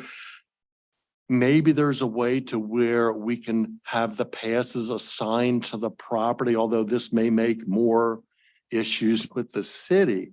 But if these people are paying $10,000, $15,000, $20,000 in property tax a year, and all they're asking for is a sticker to park 2 or 3 times a year, I think Mayor, but most of them are not paying 10 or 15,000 in property taxes, Or- particularly a lot of the Canadians, particularly a lot that live across the street here. Some are, but Okay. not all of them, because quite a few that live across the street live in condos where it's not $10,000 property taxes. But again, some No. do. And I know some of them are paying 1,000, 2,000, 3,000, or 4,000, but just to be clear, they're not there's quite a few that are not paying $10,000 to $15,000 a year. Okay, I just threw that out as a number. The bottom line is they're still paying property tax. We're handing them a sticker that they may use 2 or 3 times of the year. We have to look at quality of life. It's not all about the money. But that's all I have to say, commissioners. Here's the ordinance right there. When we moved here to Madeira Beach and we came down to City Hall to get our stickers for the very first time, we were told we needed a driver's license and a car registration. So I had to bring a driver's license and a car registration that showed our address in Madeira Beach. That hasn't changed. The only thing that's changed is it's enforced now. Correct. That's been the rule for 10 years. I don't know, I mean, the requirements for parking passes wasn't enforced, just like parking was not enforced once upon a time. So I think that anytime that you allow something outside of the rule, people get used to it. So when somebody comes along and enforces it, it makes it difficult. So I don't think that we're enforcing, we're only enforcing what has always been the rule. I'm telling you, I would not have got my parking pass if I had not had a car registration and a driver's license. Even when I got my last parking pass, I walked in with car registration and my driver's license that had my Madeira Beach address. So, I mean. No, I fully agree with that. The issue is that with what we're currently doing with the resident parking pass requirements directly conflicts with our ordinance, that these people that are paying taxes that may not live here full time because they can't for whatever reason, say, like I said earlier, that they're here for 2 months out of the year. So that means they're only going to potentially use that pass for 2 months. It's more of a ceremonial sticker that we're giving them, but I just believe that that's the right thing to do because they're paying property taxes, whether it's $1, $5, $1,000 or $6,000. That, you know, what we're doing is we're circumventing our current code. I think I think that's. So I don't know. I mean, I know that when it all started being enforced, there admittedly some abuse from people who were sharing passes or what have you, right? Didn't live here. And so I don't know what the answer to that is. I think Robin can speak more to how we started the process of more enforcing the parking tickets or the parking passes. To where they were Exactly not. as you said, that you need to bring in the vehicle registration and a driver's license to show that you own the vehicle, prove that you are who you say you are, and that you live in Madeira Beach. A lot of the ones that are not, that we determined were not residents, they did not have, in many instances, neither one of those had a Madeira Beach address. What they said is, I own this property, I own across the street, a lot of them here across the street at the Yacht Club condos. And then they provided out-of-state license and registration. Look me up in the property appraisers, they're the property owner there. Again, we can make those residents, that's just the way that, and Florida, again, our ordinance does not define what seasonal means. It simply says that if you have one of the following, you qualify. So then, but then that goes back to what I said a moment ago, that there were people at Sea Towers across the way, their driver's license says Madeira Beach, they are not within our corporate limits. So if we're applying that, then they are eligible for one as well. And that's what had been happening in the past. So we will have, unless we probably would need to clarify the ordinance to state specifically, you must be within the corporate city limits. Because as it currently is written, so administratively, it was corrected in terms of this is what you need to provide to prove that you in fact live here and that you live here as a resident. Again, the word resident nor seasonal in terms of what that really is. A seasonal resident, usually somebody who's here for 2, 3, 4 months. But again, a lot of people that came in here, several told me, I'm only here a week. I'm a resident, I pay taxes. So if we're, I mean, I'm not opposed to doing that. I'm fine however we want to do it. We just want to cleaned it up based on really what believed to be the right processes to follow. But again, we can, whatever direction, we'll go with whatever direction I think you'd like us to do. I have a question and before I give my opinion on this, where do the parking passes that I see West Events has, where does that fall into the hierarchy of parking? So those passes? are because we had issues with initially some beachgoers in that area, not as many. The city started north of 140th in that neighborhood, just to give you a little, from 140th to like 147th, turning some of those streets into resident permit parking only because we had beachgoers and then not enough spaces available for residents that lived in that area. That was extended southward to 130th. And we made those streets, especially near where West Events, Second, all into resident permit only. Do they pay for those? No, residents do not. No, Those are free. does West Events? pay Well, for that's those? where I'm getting to. So West Events, then we received numerous calls, and I think parking enforcement got a lot more. So did our deputies, concerns about vehicles parked all over the place and blocking certain streets where emergency vehicles couldn't go through.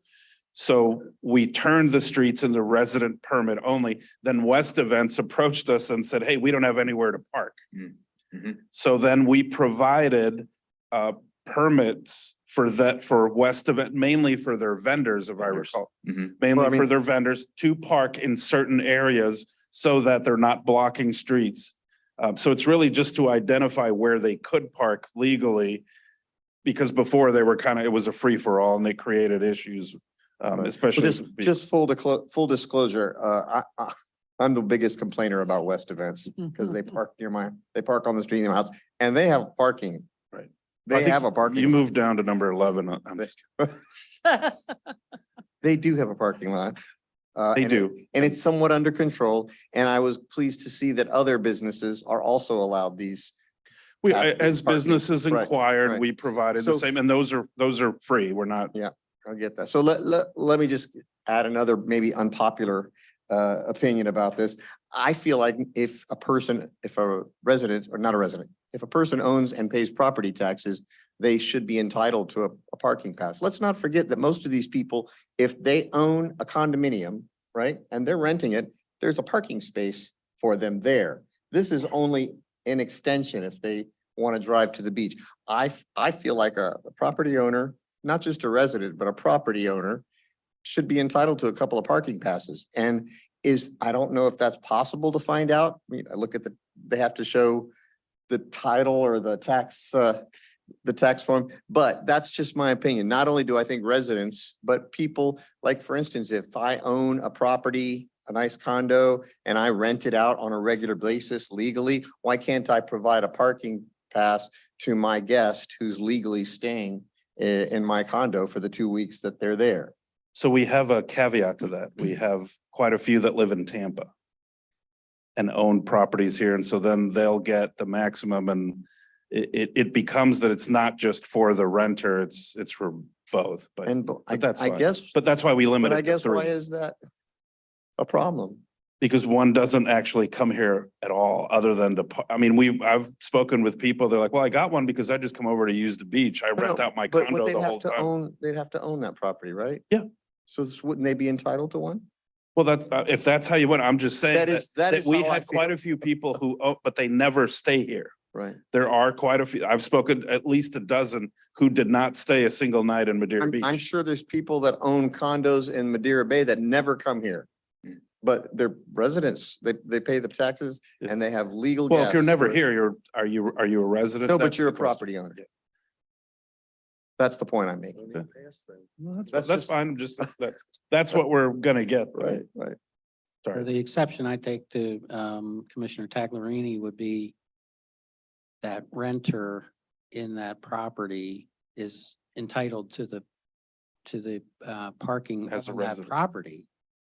But not at John's Pass Village or any of the other public parking spots.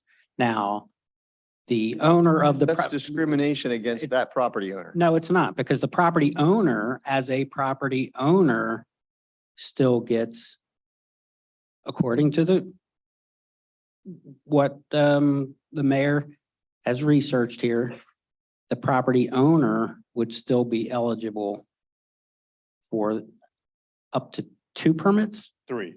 3 per property. But that's for their personal use. To do with as they. Well, please. it goes to the vehicle. Remember, it's all based on the license plate. Well, that creates another problem because what I'm suggesting, it would not attach to a license. No, it would have. We to- would it not be able to enforce. No, it would have to attach. So I think it's written actually quite well. You have to provide one, it doesn't say it this way, it says, but at the end it says, or, so driver's license, which would be a Madeira Beach Mhm. Well, address. That's not what that. it Well, okay, so maybe it has to be wordsmith, Has to be corrected. but I believe that's the intent, but it would have to be wordsmith. That's the way I'm interpreting it. A driver's license, a voter registration, again, with Madeira Beach. And a real property deed, again, real property tax bill or a lease for 6 months or longer, which will be associated with a Resident. Madeira Beach. But we're a- getting, we address. received hundreds that did not have a Madeira Beach driver's. Well, then again. they don't qualify. They But- may, but- they but may you're- have. But you can be a property owner and not have a Florida driver's license. We but- had but they hundreds of would- them. But they would have a real property deed. That's the only thing that they have is proof that they own the property. Okay, And if you're saying that's the only thing that they need, then we will, that's, go to that. that's what's written. We I- would have to change the ordinance or well, change. that's kind of what we're proposing to Right. do. But if that's not the direction, we'll go with your direction. I'm comfortable with the way, Okay. the way it Yeah, is then now. we can leave it there. Because if, So just property owner gets the same as. anybody property else. owner, he's the owner, or they are They the are the owner, owner. she's But the owner. It would have to be tied to a vehicle that is registered to them. or- Yes, Yeah, right? which is Right? Yes. what we Which could received. be registered in Ohio or Yes. in Yes. Yeah, Canada. we will then Yeah. But have, if they own the property and they have a car, they can't go get 3 tag or 3 stickers. right. They They don't can't, have 3 vehicles. Exactly. They can't- Because they can't get an extra sticker to give away. correct. The purpose of the free parking is a benefit to residents. In this conversation, property owners. It isn't to give free parking to your sister who lives over in Tampa and you're just going to get a sticker and put it on her car. No, and that's why we've eliminated Right. the stickers. It's all licensed. so plate based. this would need to be wordsmith to that point. And that would give you what you're talking And about. I'd be very happy with that. It's not to give it to your brother-in-law that just happens to live No, nearby. and I wasn't saying that that's what was happening. We had, again, folks coming in that had the only thing that they showed to Madeira Beach was that they owned the property. You're a property owner and a And I'm okay taxpayer, with- let's say. Because back to our discussion on millage rates during the budget, if they're not here, they're paying the highest property rates. They're not getting any Florida, safe Florida home benefits. They're not homesteaded, They're correct? not homesteaded. And if we have to give up a few parking spots, That's fine. I'm happy with that because the less homesteaded properties, the more dollars we have coming into the city coffers, and I think it's a good thing. So as long as they provide one of what's in there, then And we're and the- considering and them the- a and the resident. vehicle has to be registered to their name, Oh, yes, yeah. Yes. You're right. Yeah, it's the person but who's. it still needs to be wordsmith. But is that Yeah, fair? Yes, so I know somebody in particular who lives in England and owns a condo here, owns a car here that stays here 12 months out of the year. Nobody drives the car but them when they come here. And when they came after COVID and in this year, they could not get a parking pass because their driver's license is not Florida, it's right. So I mean, I understand where the change came because of all of the people who were getting ticket or who were getting passes that should not have gotten them. But I do think that if you own the property, you should be able to have a parking pass.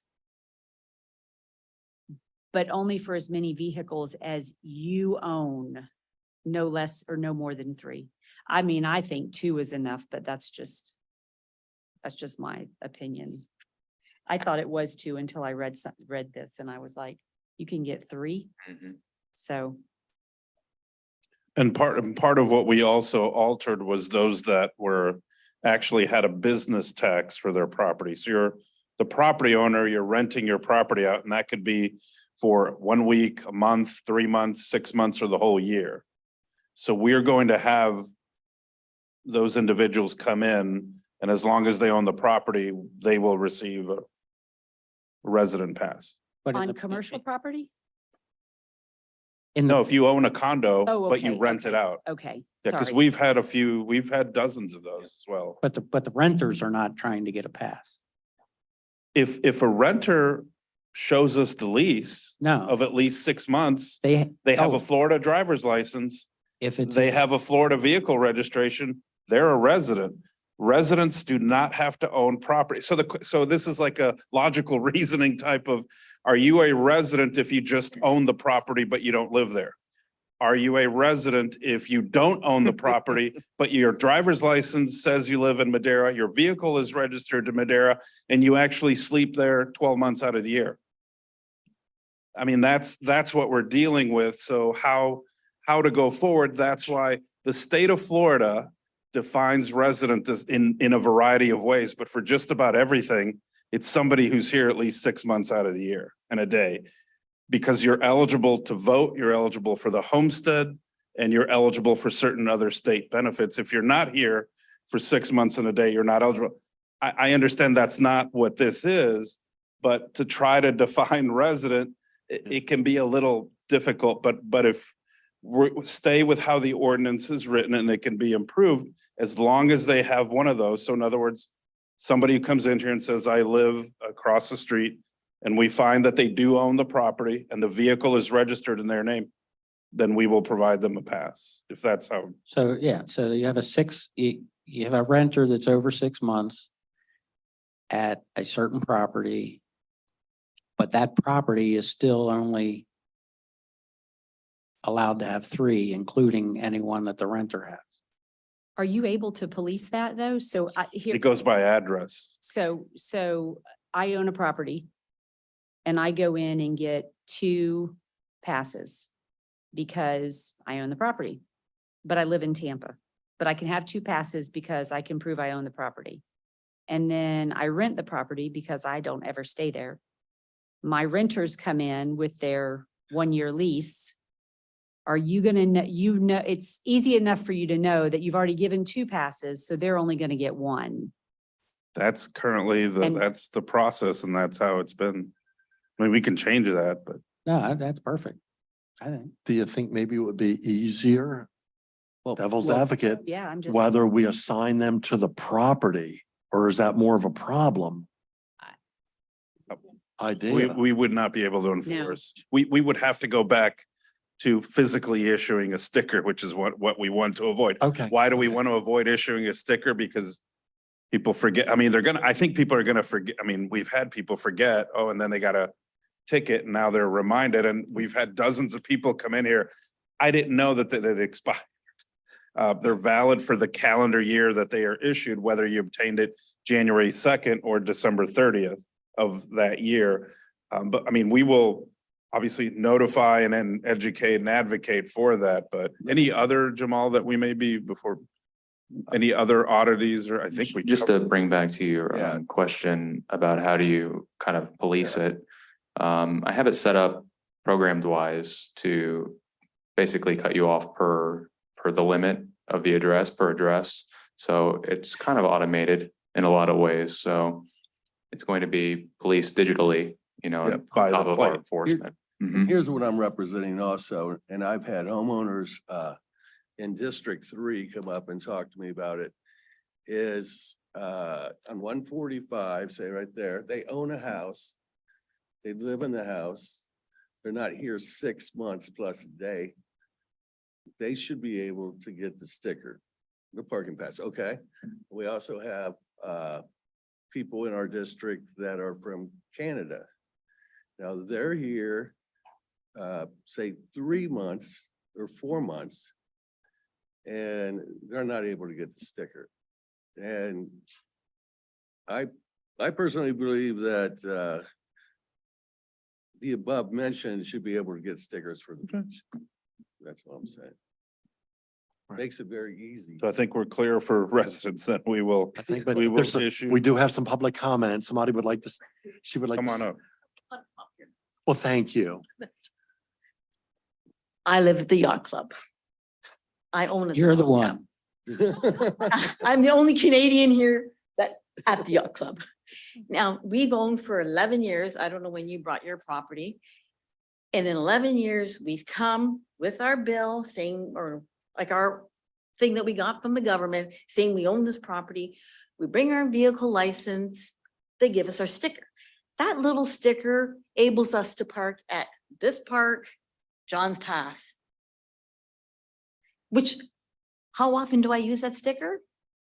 In the 6 months that I'm here? 4 Final Friday. times. When I go to the pass at night. For supper, I park my car there. Other than that, I walk. I walk to that beach, I walk, and I'm probably, there's other people that wouldn't do that. But, and I don't homestead, so I'm paying my $5,000 in taxes for this little wee sticker that I can't park anywhere else but that beach, John's Pass, and one other little park in between. That's all it says on my thing. And in John's Pass, there's only certain parking lots. So when we went to get ours this year and they said, oh, you have to be here 6 months in a day. I'm sorry, I'm Canadian. I can't get that. Now, the funny thing is I got a Florida resident.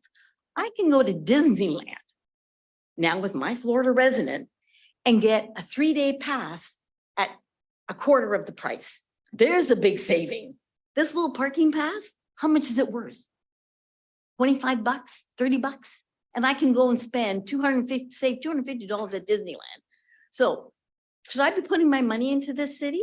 Or if it's a choice of me, I can't get free parking at John's Pass, well, maybe I'll go to St. Pete's. Why not? I got to pay for parking. Might as well go there or go to Treasure Island. If I'm going to pay for parking, why don't I go there?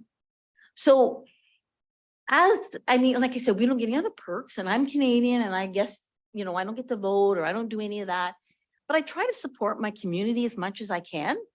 I go to the park, I do clean up. I mean, I don't get with this little wee passes. I know the parking permits are a bit different, but that's not what I was looking for. I was looking for this little wee sticker I put on my car to go to the park, to John's Pass. So if I want to go for supper, that was it. And that's peanuts as far as I'm concerned. I don't get what the big problem is. So anyway, that's all I have to say. But like I said, I mean, in 11 years, we haven't had an issue and I do provide the paperwork. And if I rent my condo out, I don't expect my renters to get the sticker. I don't give my sticker to the renters if I do, because they should pay for parking. That's just me. I'm the one that pays the taxes to the city. I'm the one that should get the sticker and that's it. Me and my family. That's it. That's all I have to say. Thank you very much. I think there's one other public comment behind you, Jamal. Hi, yeah, I would agree if, you know, if somebody owns the property here and it's not going to affect me one way or the other. But if they own the property here, they're paying the property tax. You know, it's like she's saying, it's pennies, you know, in the big picture, they should get that, benefit. Now, what I would say, just be, you know, something to think about is you may notice R2, people rent stuff out 3 months a year. So, you know, when you're saying 6 months, is it, you know, so what I'm kind of getting at is just think about it. Does that zoning, which, you know, was a 3-month rental, does that change something? I don't know. But I don't believe that, and this does affect me, I don't believe short-term people should get a parking pass under any circumstance. They should be paying the parking to get us additional revenue into the city. So that's my thought on that. But I do have something that we didn't, and so here's something else I want you guys to think about. And some of you guys may not have been as involved about 3-4 years ago when you had all the problems with the parking passes, right? And it was Wild West. You had turnover. I know of 3 different parking managers.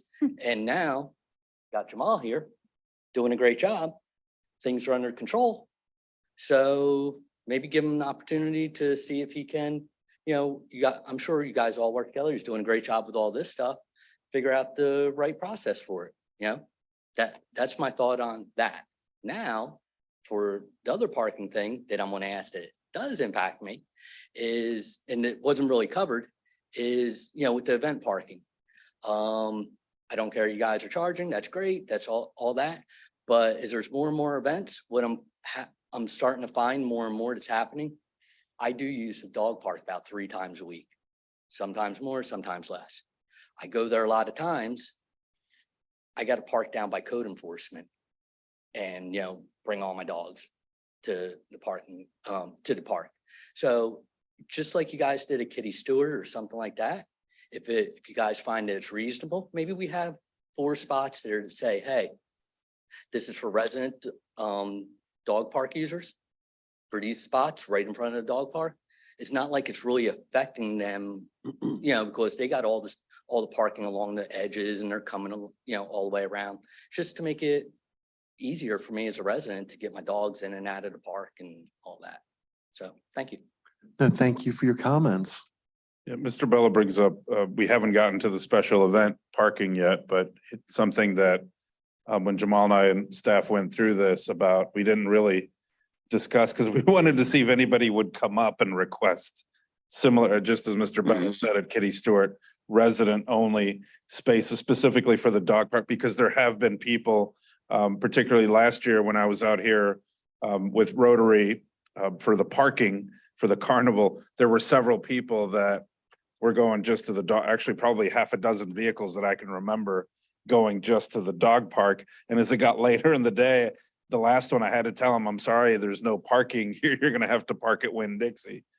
So we could consider adding 1 or 2 resident similar to Kitty Stewart that would be resident or dog park. The issue with that is if they're, if we see a car parked there and there's nobody in the dog park, then then they may get a ticket. But I guess because typically, you figure that they'd either be at the dog park or getting ready to leave, but we can certainly add that.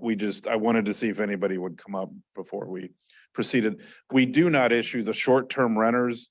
They don't have any way to obtain the resident parking pass because they're not property owners. Most do not have them, obviously don't have a Madeira license or vehicle registration.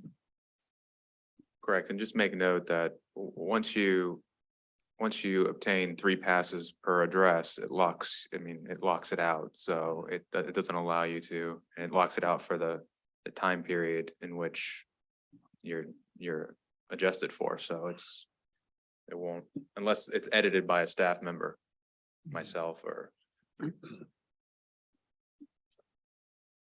We have the technology.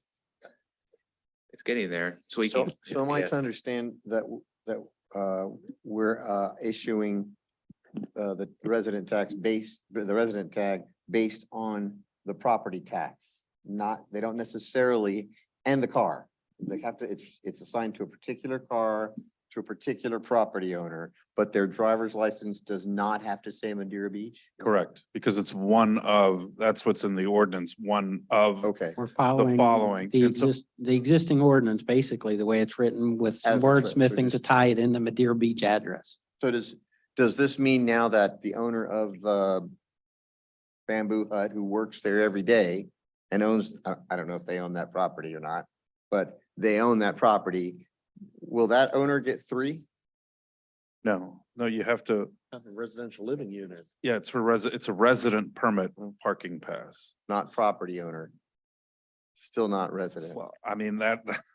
No, I think we're How talking do you about do that? That goes residential. back- We're not talking about I don't know. commercial. Yeah, we're I'm not just talking going about back- business. I know this owners. is not a popular point of view, but I feel like the property owner, if we all get 3, they're paying 2.75 millage rate.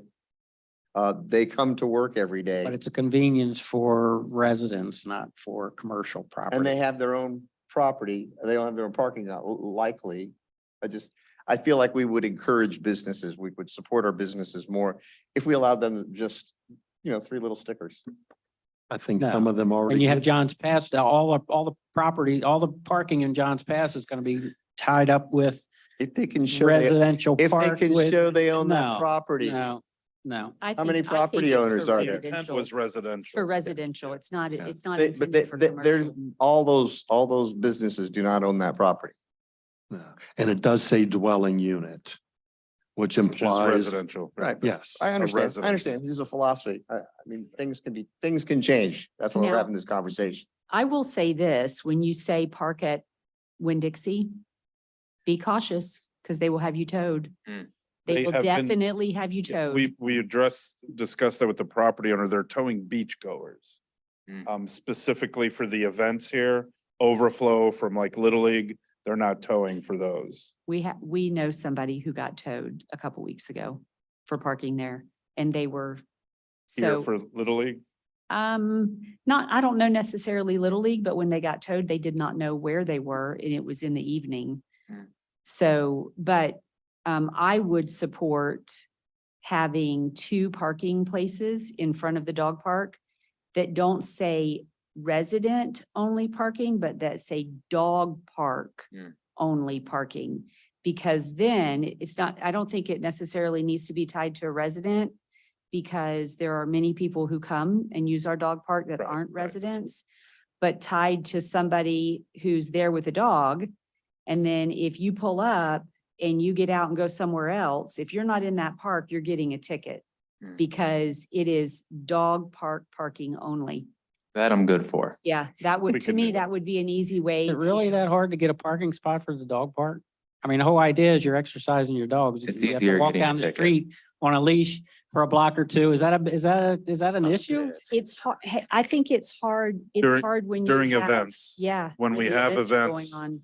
King of the Beach, Little League night, I just, can see it during event parking, but even just the Little League, like softball the other night, my daughter played Monday night here. And by the time my wife got here, there were no spaces. Yeah. Mhm. I told her she should have walked, but I mean, either way, there were no spaces, so you had to park down. 3 or 4 was cited the other day, so. Yeah. I got a parking ticket last year when I was here for ethics training because I parked where you weren't supposed to park. that'll teach you. And there was a softball tournament going on. There was no parking. Hmm. So, I mean, Sorry about that. I agree with Commissioner Brooks. Couple dog park spots. Yep. Yep. Absolutely. Any direction on visitor parking? Again, visitors, we went back to the $3 per hour.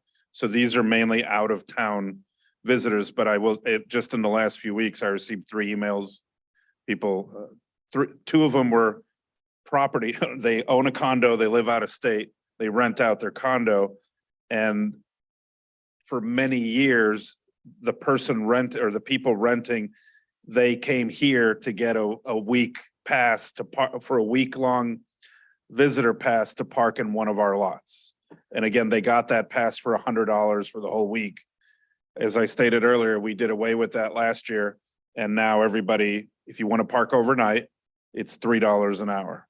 So my question or my suggest is, do we go back to this? It doesn't appear that we lost any revenue. We likely made more revenue with the $3 per hour. But again, we're having people that are concerned about the fact that that went away.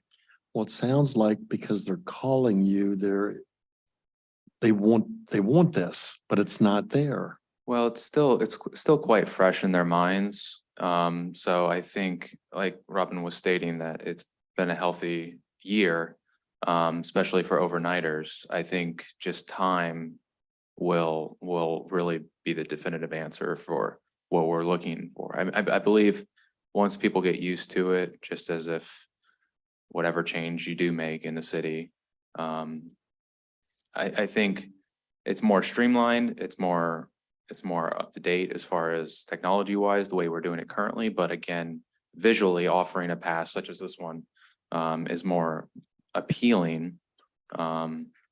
Again, once we get the permitting software more streamlined and people are able to easily Just apply, online, it'll be an yeah. online process. Yeah, So if we were to go either back way, to this. it'll be, it's gonna be a change regardless of, what we do. So I don't, So, The tourism dollar, the couple of dollars an hour parking for Mm. people to come. I mean, we have to fund the government somehow and our parking is our bed tax. mhm, And we need to bring those dollars in from tourism, so mhm. I don't want to give it away. and then the other one, again, some of the businesses and John's Pass asking for this locals type parking rate, and just as this thought was whether we go to $1 an hour, and again, $1 an hour, but each user would have to register for it. Again, it's all license plate based. It would only be valid at certain areas. Mhm. Is the juice worth the squeeze? I don't. We're just So- trying to be accommodating. Right, this is strictly accommodating. We haven't figured it quite out yet. It can be done through either Park Mobile, kiosk, Or our or software. through our software, of course, but again, I can come back with more of a solid answer once I discuss it with Park Mobile. It's an attractive offer, so. But why are we doing it? Like- Why are we considering it? It's several businesses reached out and said that I used to get more people. Now they're telling these, We're getting 3 million visitors a year? that I'm just, again, just the message It's just the and message. trying to be Believe it's accommodating, trapped. trying to be reasonable, but I mean, I don't necessarily agree with this, but The private lots are getting 60 or Right, we're- $6 an hour up we're to the $40. right. And again, that's the Right. comments that have been made to me, is that's why they're not coming. Well, because- no, because they're only gonna park in those private spots if all the city spots are taken. Mm. So if all the city spots are taken It doesn't at matter. $3 an hour, It doesn't matter if it's again, $1 an hour. why are we considering Shooting ourselves in in the foot. I'm take the bus if personally you're that not- close? Okay. No, Sure, We I can mean- toss this one. I'm personally not in favor of it, just because these are the kind of visitors that just, I don't know how to say this. I mean, when I lived in Tampa, I never got a break when I came to the beach. But I knew what I was getting into. We want Sure. tourism that's willing to spend a few bucks for our And I businesses just and came for the parking. day. I just Absolutely. came to use. the Well, we're weekend at a, And spend that much money. visually, our lots look appealing from a point of view as, let's say, our lots, like for Archibald, in the morning, it's less occupied. Closer to lunch, it's more occupied, and then it dies down around 2 to 3, 4, and then it increases in occupation, after 5 or 6, 7, 8. And with Village, it's similar, but it stays pretty consistent from noon all the way. It dies down about 6 p.m., but it picks back up around 8, 9, 10. And John's Pass Park, again, those are our main appealing parking lots. So, I mean, we keep a good eye on everything. So, I mean, with the staff, 5 a.m. to 9 p.m., we try to be out there, myself included. So again, the numbers reflect that, but again, it's an offer we threw up in the air. You're doing a great job, Thank and you. the parking revenue that comes in is needed for your department and then every other ones that you support. Yes, it's the All goal. right, so we'll toss that one. The last one, special events. So I think I discussed with you several months ago, each one of you, to add a $5 per vehicle, essentially when we have about 30 special events. There's a list. It would be $5 a day. Here's some of the signage that we would have. The signage would be mobile. It would not be permanently out there. We would take it out, wheel it back in, wheel it out, wheel it back in. It would be totally electronic. Kiosks are pretty expensive. Where do you put it? They're not the Who's gonna site, steal it's a beautiful park. You add a lot more signage, these kiosks, then it's not as nice. I mean, I've had some people tell me the village doesn't look as nice because you got those horrible pink things, but. So the Salmon list of orange. the events, I think we had 30. Sorry, 25. Well, the events are listed here in your packet Mhm. and et cetera, and we're again, approximately 25 or 30 events, like King of the Beach, the college softball tournaments. It would not be for the Little League. It would not be for when we have usually youth types of events, but really tournaments and other special events. The carnival, the March Rotary Carnival, they were really the only ones that were charging for parking out here. As I said earlier, I stood out here for a couple of days last year, or afternoons, evenings. That would go away to this. And so we would have to work something out with Rotary, but we're looking at all of Rex Place, City Hall, and the library spaces, 191 spaces. Being rather conservative at $5 per vehicle would generate about $50,000 a year. Our expenses just in the signage and the equipment to wheel out and wheel back in is about $5,000, which is essentially a one-time cost and with some, maintenance as we go forward. Can this just be done with Park Mobile and the signage? Do we need to have any kind of kiosk out there at all? No, there will not be any kiosks. Oh. Yeah, no kiosks. It will be mobile signs. We would Okay, wheel them out and then remove them the day after the event. But it would be enforced. Absolutely. Yeah, and it's all electronic, so they would only be able to pay either through the Park Mobile app or they can call the number and I'll put, the Text. number will be on the sign, or they can text, or they can QR code on the sign to pay.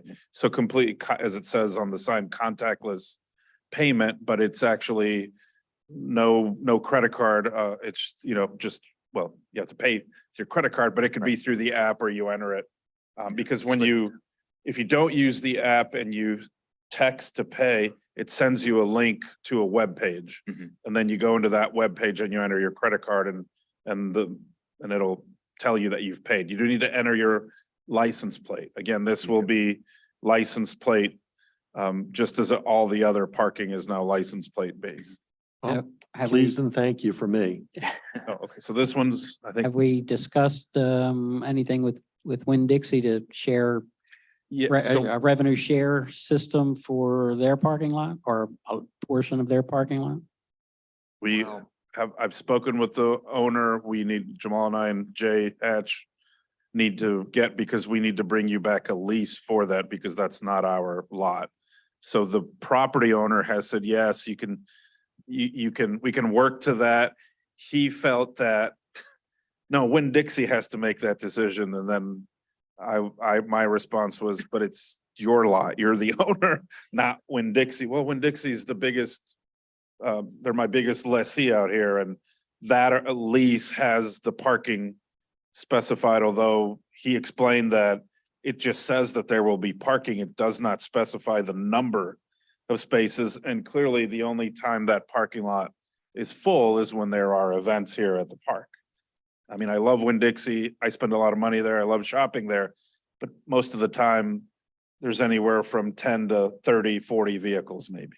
It's not filled up with everybody shopping at Winn-Dixie or Dollar Tree, and I love Dollar Tree, love Winn-Dixie. I want to call them the Bronze Lady, although the furniture is a little bit, great furniture.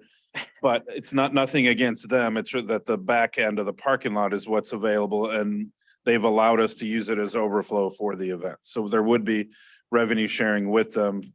Again, we would need to bring you back a lease with those terms. Perfect. But other than, we were looking for this, I think is a January 1. Actually, I'm just sharing because I think we need to notify. We have notified, I know Jay told me he's notified some of the groups, particularly the different softball tournaments, and some of them were kind of concerned, oh, we're going to lose teams. And from my direct experience, and I think most people, I have 2 daughters are now teenagers, 17 and 18. And we spent thousands and thousands of dollars over the last 20 years sorry, not 20, in the last 16 years in different youth sport competitions, as I think a lot of you have. And you're talking about paying the least I ever paid for part, not at every event, was $5. Some were 10, some were 20, in addition to an admission fee to go to a sporting event. Youth sports are aware of that, and those that are participating in the tournaments are aware of that. I think this is something that should have been done some time ago, but we're at the point where we're ready to do that, and we have parking manager that's dedicated and the staff. We're looking to take over.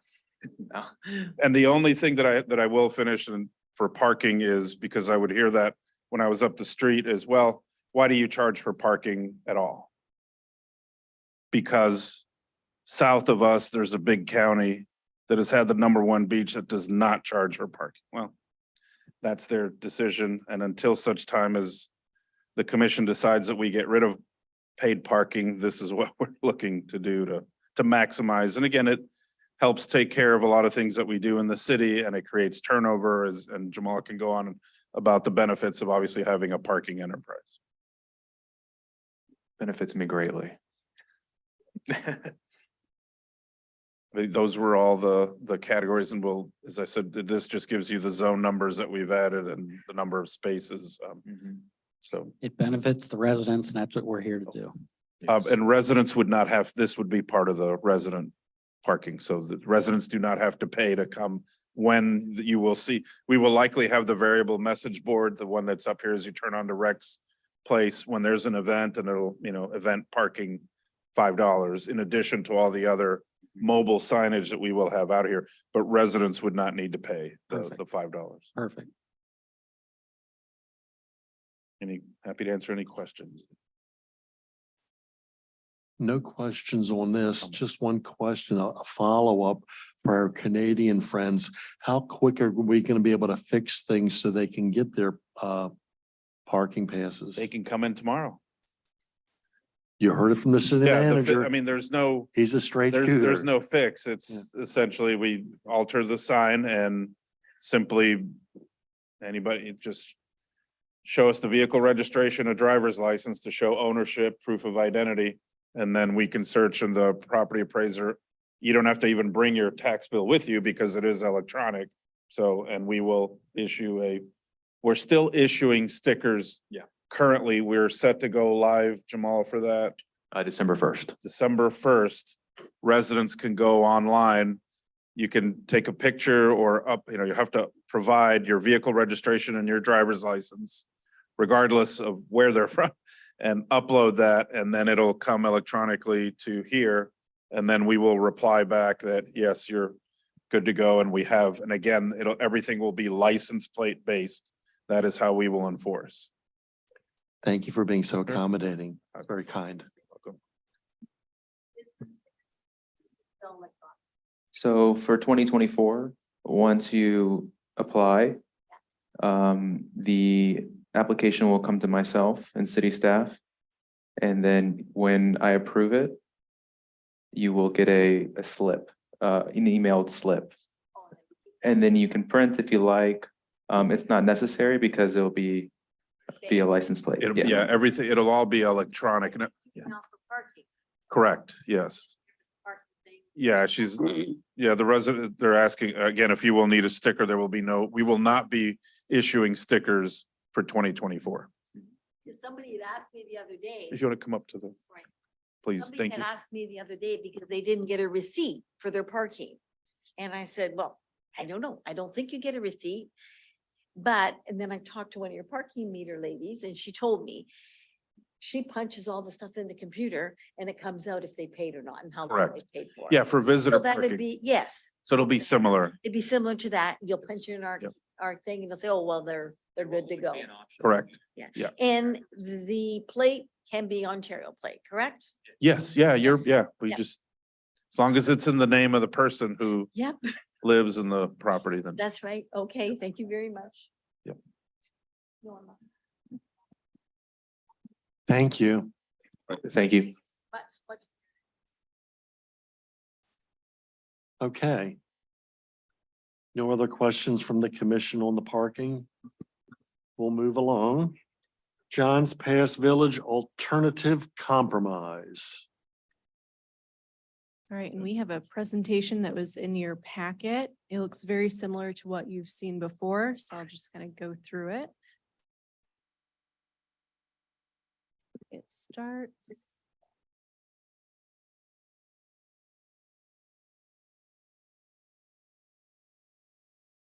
Okay, it starts on page 81. The Johns Pass Village Activity Center. Why do we have this land use change? It's really to protect the village, to create compatible redevelopment. We need to be consistent with the countywide plan. And we're taking a proactive instead of reactive planning approach. So the relationship with local land regulations, really looking at the county and then what we have here locally. So the county's division, we have the countywide plan, which consists of the rules, the strategies, and then they have a map. And then locally, we have two plans. We have the comprehensive plan, that's a future land use map, the future land use element. And then we have the code of ordinances. That's where you have your setbacks, your accessory structures, and your zoning. Now, all of the intensities and densities kind of trickles down throughout all three of these plans. So the countywide plan may have 40 units per acre, your density. We can adopt something in our comprehensive plan and our zoning that's 40 units per acre, 30 units per acre, 25 units per acre, but we can't exceed the county's maximums. So what that looks like with all three maps, see them kind of side by side. The county's map, their retail services corresponds to, say, our commercial general in many places, which then corresponds in our zoning to, say, C1, C2, C3. So every single parcel of land in Madeira Beach, you have three designations. You have your designation at the county level, you have your designation with the comprehensive plan, the future land use, and then you have your designation with the zoning. Every single parcel has three categories.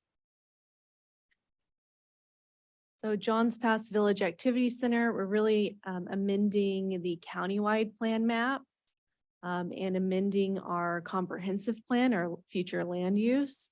And then after, if this is adopted, then the zoning will be amended. So through this, we're really looking at the counties and then our comprehensive plan, our future land use.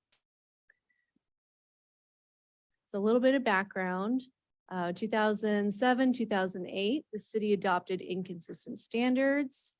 The county reviewed the amendments, informed the city of the inconsistencies. We didn't do anything about that. And so now recent staff has found those inconsistencies. We worked with the county to see what we could do to clean up these sections. Those are the other amendments that you saw last month that you'll see, I believe in December for second reading. That cleans up a lot of those inconsistencies. But then in Johns Pass Village, we have a lot of non-conforming properties and properties that don't fit into any of those categories. So that's why we're taking that land use change approach. So in 2023, the city submitted the activity center application to Fort Pinellas, and that's the land use change locally and at the county. We submitted that application to the county. They reviewed it, they brought it to their board. The board unanimously voted for the alternative compromise. So what the alternative compromise is that the county says, yes, we think that it should be an activity center. There are subcategories within the activity center at the county-wide level. We applied for the community center. They're saying, okay, it should be an activity center. We agree with that, but we think that it should be a neighborhood center, which is a little less dense, a little less intense. So it went to their board. They unanimously voted, yes, it should be the neighborhood center. Then it has to come back to us locally, the BOC, and you will vote in December on the alternative compromise. And at that time, you can also say, look, I want to change these numbers. I want to reduce it. We can look at that as well. So that would be one of the opportunities. You'll also have an opportunity when it comes back for second reading to adjust any of the numbers to be less, not higher. So that's kind of where we are right now. And then you've seen this slide before, but this just compares the countywide plan future land use with our comprehensive plan future land use. And you can see where we are inconsistent. So with the county's retail and services, their floor area ratio, it's their intensity, is 0.55, where locally ours is 1.2 and 1.0. So like I stated before, we can be the same as a county. We can be more restrictive, but we cannot exceed their standards. So that's what we have in our plan. So we're fixing that. And then in John's Pass, we're asking for that land use change to really retain what we have and to protect the village and ensure that we have compatible redevelopment. So an example of the existing land development regulations, it's your zoning. So in C1, John's Pass Village, the typical lot is 40 by 100. So say if there was nothing on this property and somebody wanted to come in and build, what would it look like? It would not match the surrounding character. So that's one of the things that we're really trying to address with this land use change, is making sure, yes, we want to protect what's there, but we also want to have compatible redevelopment.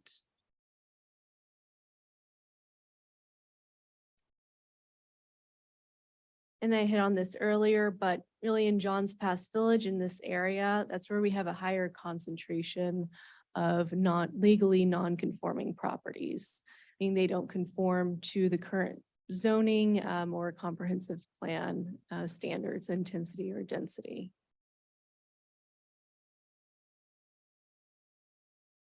And why does the boundary go all the way to 133rd? Well, looking at this snapshot south towards John's Pass Village, you can see that these are more intense developments where really at 133rd, it drops off.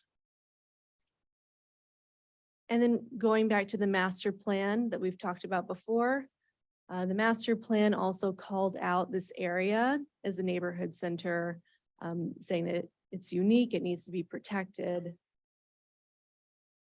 And in the master plan, it actually showed the area for the land use change to be more into the residential area and larger than what we have proposed. Another reason why it goes to 133rd is that there are inconsistencies in the land use, where we have rec open space and residential medium, where they really shouldn't be based on what is developed and built there.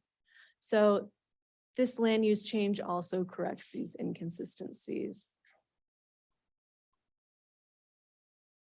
What this would look like at the county's level and it on our actual map would just blanket the entire thing.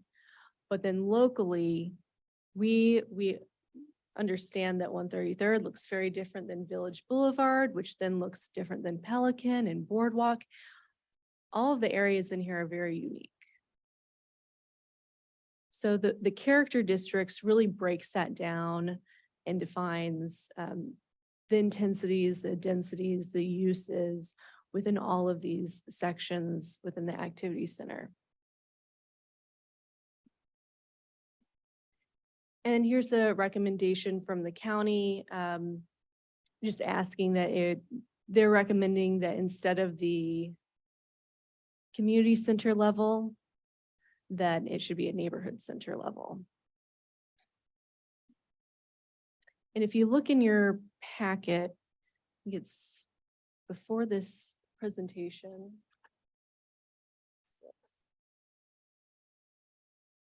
We have all the neighborhood centers in Pinellas County. So historic Palm Harbor, the 8th Avenue Commercial District in St. Pete Beach, Paso Grill, and then the Mayor's Crossing Special Area Plan in Tarpon Springs. So they're a lot smaller than your typical activity center.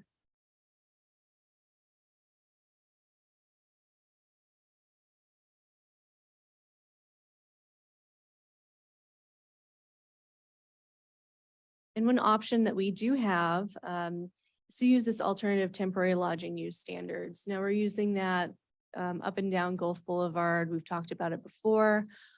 We currently have adopted it. It was adopted incorrectly, and that's what we're cleaning up in the other ordinances that are going to second reading in December. But we can also use that alternative temporary lodging use standards with activity center. So staff has revised the numbers to reduce them to fit within that neighborhood center, and then also using this alternative temporary lodging use standard. So using this standard, you must have a development agreement, and the development agreement has to include design standards, concurrency management standards, hurricane evacuation plans, and mobility management. And all of that's very detailed within the county's countywide rules. And that's also the opportunity that it would go to Planning Commission. It would also come to BOC to get input in what that development agreement would include.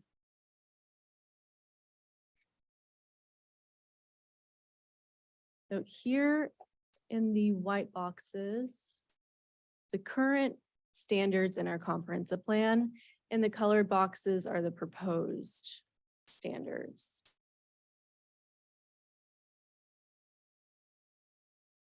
And then this asterisk is that development agreement, that alternative temporary lodging use standards.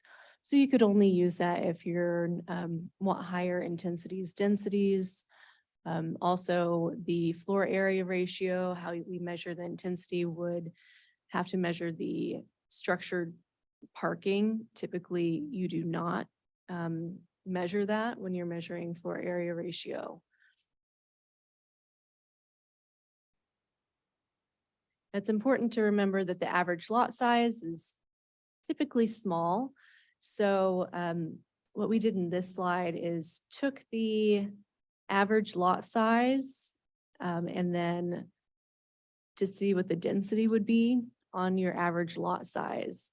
So this asterisk where you have the 2.2/3.0, that is dependent on the area, the lot area. So that's why you have two numbers over here. So once you really look at the density, you can compare it with your average lot size. It gives us a better idea of what that would look like.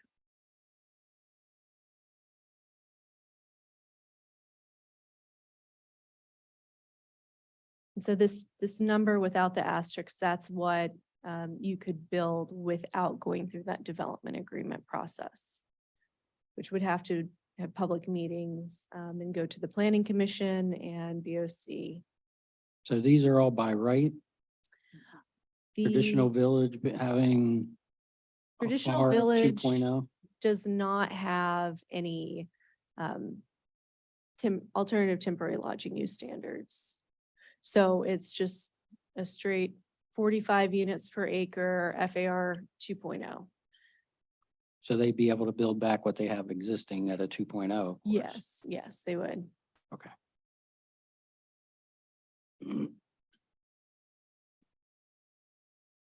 And we didn't put the alternative temporary lodging use standards in that section because you really want to keep that commercial Main Street feel down there. You want to have that commercial and not just a hotel. So that's why we didn't think it was appropriate to use that alternative temporary lodging use standards in that area. We really want to keep that commercial in the same feel that it is right now. It's really to protect that area.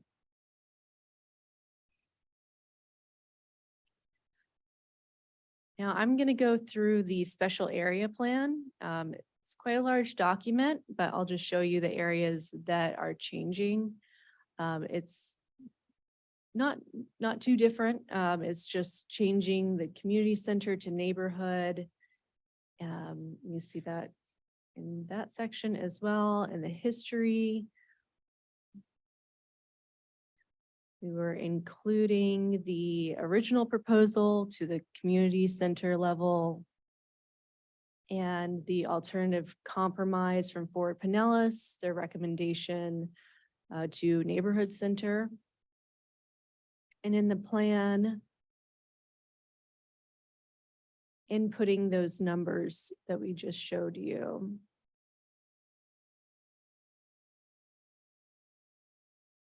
So where we had the two numbers, it really comes from areas less than an acre and over an acre.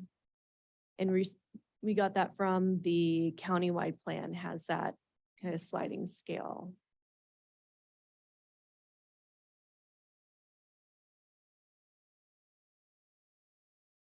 And then on this table, page 135 of your packet, you can kind of see what that looks like of each commercial district, each character district, and breaking down the density, the alternative temporary lodging units per acre, the floor area ratio, and then what that floor area ratio is if you use the alternative temporary lodging, and how to use it, which is the same language as what was in the ordinances from this month. They'll go to December as well.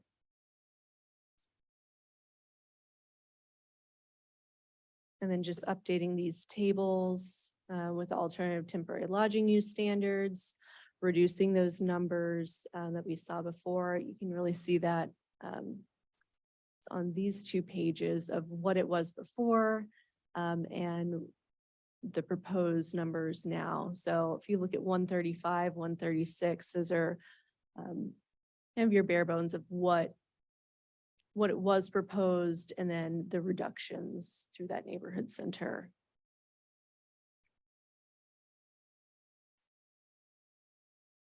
And then we put in included a page about the alternative temporary lodging use standards, how it's used.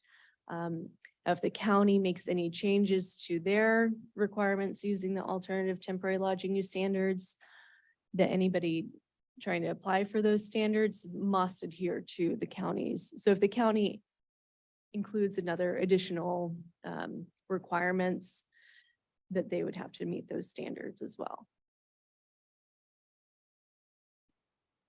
And then updating the transportation section. And I think that was really all the updates. It's mostly on that page 135 and 136 of your packet, those tables. Everything else in the special area plan really stays about the same. But I wanted you to see the special area plan, the sections that would have to change, what that looks like.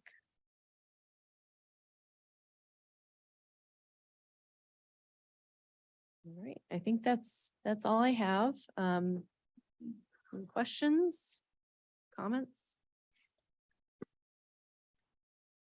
It's a lot of information. It is. And we'll also bring this to next workshop. And then we plan to bring this to BOC in December. So you still have time to read through all of this, digest it, come back with suggestions. If you have any reductions, other numbers, any questions, of course, we can go over it tonight. We can also go over it next time. This is really following what we got back from Forward Pinellas. Yes, yes. And then we also reached out to Fort Pinellas to make sure that these numbers were okay. They were fine with that. They were on board with everything. So Thank you. Are there any more public meetings scheduled? no, we don't have any like public workshops. We have the BOC workshop. We'll bring this next month to the BOC workshop, and then we have the BOC meeting in December. And then we'll also have the zoning meetings. We plan to start those in January and have multiple of those. And that's where you'll have your setbacks, your heights, all of that. So Vice Mayor, do you think it'd be, or to all of you, would you like us to schedule a public meeting? I think might be, I don't might believe, be, I haven't heard any requests for it. No, I was just curious. I think that a lot of this is what we have discussed in previous meetings. Yes, Right. it is. And the last meeting that we had that we discussed this, I felt like we really had good conversation that clarified. I think that when we will need more meetings and more clarification is when we get into the zoning. And that will be in January, I think, then having Yeah. some public meetings where residents can come in and have input and understanding of what's being presented. Exactly. Yeah. And the zoning's really typically what you think of when you think of, oh, what can I do with my land? So we really need to know the intensities and densities before we start doing the zoning. So that's why you'll vote on it in December and then it can go, kicks it back to the county for the alternative temporary, for the compromise. And then we'll be in that same time frame working on the zoning. And then staff will have time to really put together a framework and, you know, what we need with public input and seeing how those meetings are going. We expect to have multiple public workshops. We really gather input and see what the residents want and bringing that to planning, bringing that to you. So that'll be a big process as well. I know we don't have any town hall meetings scheduled just for this, but would it be possible to advertise that at one of the breakfasts with the city manager or maybe the happy hour with the city manager, that would be a theme or a specific subject that would be discussed that I could Sure. send out and say, hey, this is coming down. We're going to be voting on this soon. If you have some questions, these two events, that will be the main topic. Obviously, they can still bring up other things, but we're prepared to have discussions about that with the city manager. If it's during work hours, maybe our staff might be available as well to answer questions, because I feel like I have a better grasp of it now. But I feel like the more opportunities we give for our residents to understand it, the less pushback we're gonna have. If that's just a suggestion, if we're not gonna have another town meeting specifically for this, let's just use the meetings that you generously offer to discuss that, to make it clear, this is your opportunity to ask questions about this. I don't know. we'll do. I'll give you a November date. Hopefully in the next week. Thank you. How's it coming along with the RFQ for the master plan? We have that pretty much ready. We're planning to push that out next month in December. I think we haven't put in the dates yet, but we're looking at maybe January ending, but that's coming along. Great. Yeah. Thank you. Is there any public comment on this? Okay. Commissioners, anything else? Okay. We shall move along. 2.5 foot setback. Where are we with that? Okay, so I'll cover that for a little bit. In the packet, we included page 175. Just to kind of reiterate that walkways, sidewalks, driveways, and parking areas are within that structure definition. So we're going to move to pull those out and redefine those possibly as hardscape. But in the meantime, to immediately kind of start alleviating that 2.5 feet, we are going to, if you see 110-427, that's yard regulations and open sky requirements. In May of 2022, number 13 was added. It says walkways and paths may encroach into the minimum yard requirement so long as they stay within the ISR requirements. When this was added, the mindset was for the front yard, but now in reviewing the 2.5 feet and how we can work with the one we already have, this also covers that as well. Though it wasn't the intent at the time, we realized the way the code was written, it almost precluded people from having front walkways into their house. So 13 got added, but it also helps with the side yard requirement.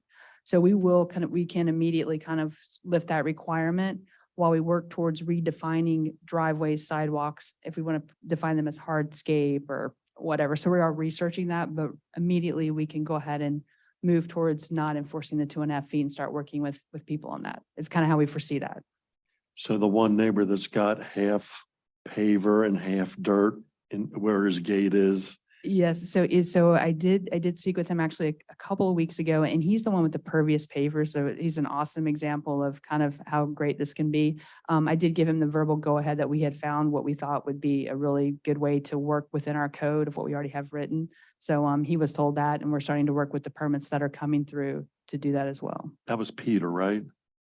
Wasn't Peter. It is another gentleman who owns, he does it for a living, but I know Peter, who you're talking about. And we did come to I think we negotiated some stuff with those guys, but he's definitely gonna be excited to hear about this. I'll reach out to him as well. So. Look, thank you so much. Yeah. Oh, my God. No problem. Thank It was you. actually a nice win when we kind of found it and kind of rethought the original intent versus how we can use it now. So, Okay.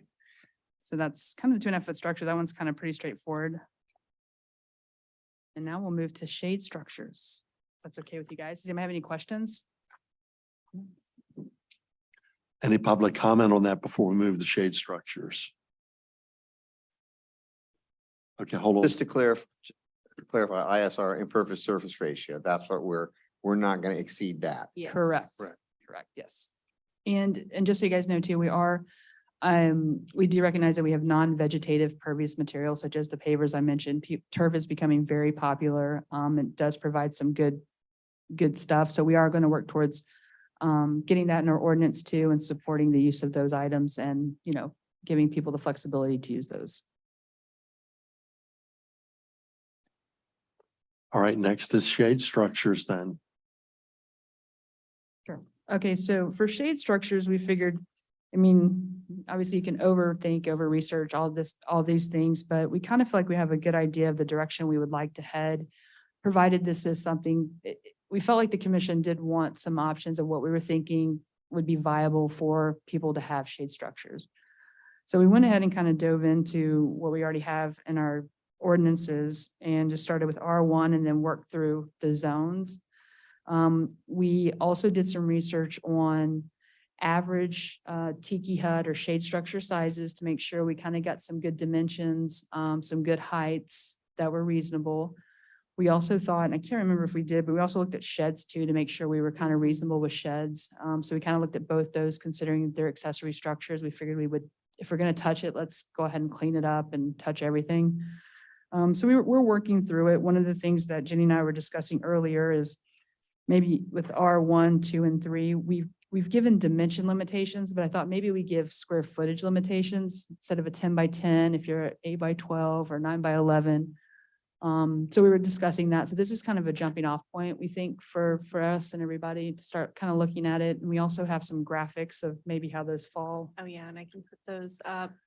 Yeah. We were also thinking of defining enclosed versus open accessory structures. So that would be your shed versus like a tiki structure. So then allowing both, but then they would be regulated and be able to put in your backyard in different locations. Yes, we Just thought a minute. giving people the option to have one of each properly located, properly sized would make sense. So, and that may cause us to have to clarify some definitions, stuff like that. So there could be, obviously some things we either have to address once we kind of figure this out. We can kind of do that. So one idea that was brought up in the planning commission was possibly having like a triangular area to allow your shade structures. It's not. It'll take a second. Oh, to there we catch up. go. So that's See, what this graphic shows. So what I did here is I took an average lot. It's actually a real lot, real survey, proposed house. It kind of represents one of the smaller lots. So it's R2 with 5-foot setback.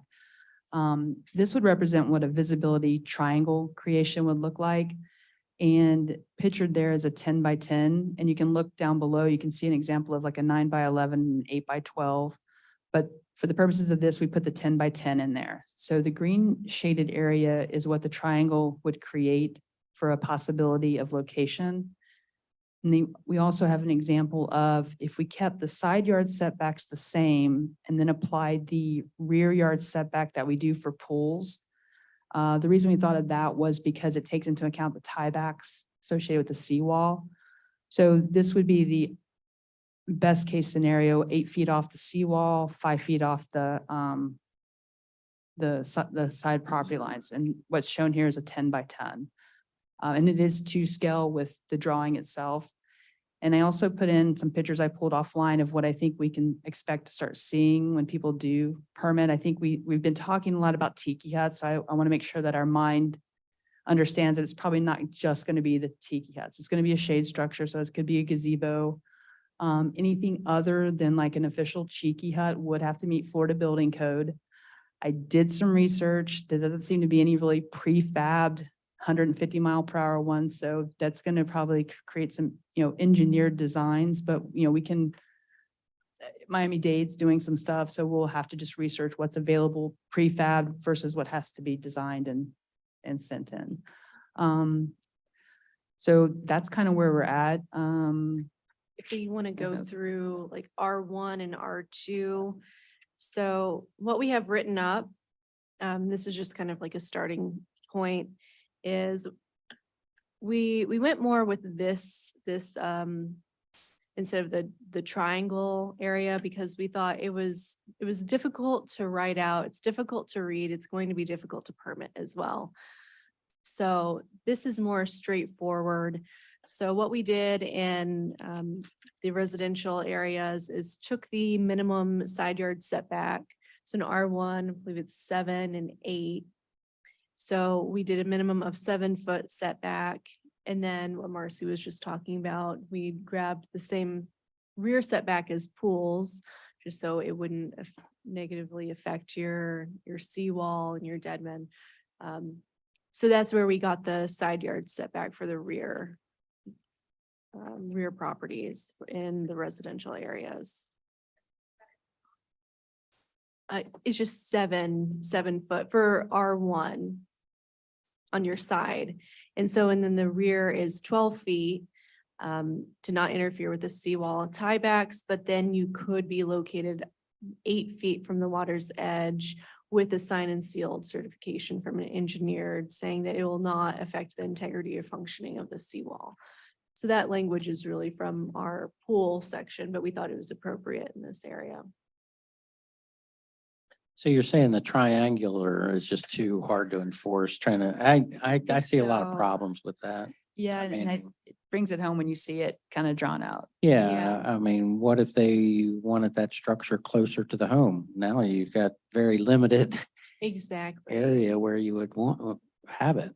So, I would agree that you're going down the right path. And we tried to write that up and then it just, it was really difficult. And we're like, Marcy, can you understand this? Yeah, so it's- It's like, it was- Yeah. So, The I other think one this seemed other way is a little more clear. I understand the triangle aspect, but, and where that comment came from, but and then you think of like a homeowner and they're, well, where can I put it? Okay, well, let's try and, decipher this vision. It's just not practical. Yeah, this makes more sense. Would you say that this is a jumping off point? Would you say this is Exactly. more restrictive or less restrictive for a resident with regards to what they can do in their backyard? Oh, it's less. Yeah, definitely less restrictive. Because right yeah. now you Very can't less. even. Seems less to me. I just wanted to Yeah. make sure. I Right was- now, you're not allowed anything. Yep. Exactly. Well, And you have to you be have 30 to be feet. within the primary, the setback of the primary structure. So most homes are built to that, so that Right. leaves you nothing. So yes, Mhm. this gives the And homeowners. the rectangle even more broad. Yes. Got it. Thank you.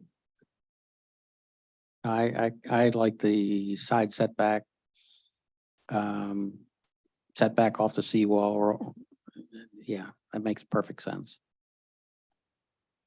And the goal here too would be, and we'll try to include this, but we really feel like the whole of the structure should be within that green area. So your supporting columns as well as your eave overhangs, everything needs to fit within that, and that prevents any runoff issues and then any, I didn't understand that. It makes it clean and clear and gives people marching orders. Yeah, exactly. Perfect. How soon before you'll be able to come back with the finished product? Well, we want to bring this to planning commission, get their input as well. So we're Okay. planning to bring that next meeting, which is November. So then we can really clean that up. I'm not exactly sure when we will be able to have this all cleaned up, based on comments tonight, based on their comments, but we want to move forward with this. Sometime after the first of the year. Yeah, yeah. And then the next question will be like, how do we handle what's already been built? And we'll come up with a plan for that and discuss that with you guys, but we do know we have them, so we're gonna have to address those. So we'll come up with Absolutely. a decent plan, so, to work with people. You've been working very hard. We thank you for that. Commissioners, any other comments? Seems Do clear to me. we also have the commercial areas, which we feel is more gray area. We feel pretty comfortable with the residential, the R1, R2. But then if we look at C3 and C4, that's where we want to get more feedback on, okay, you can have it enclosed, you can have an open accessory structure.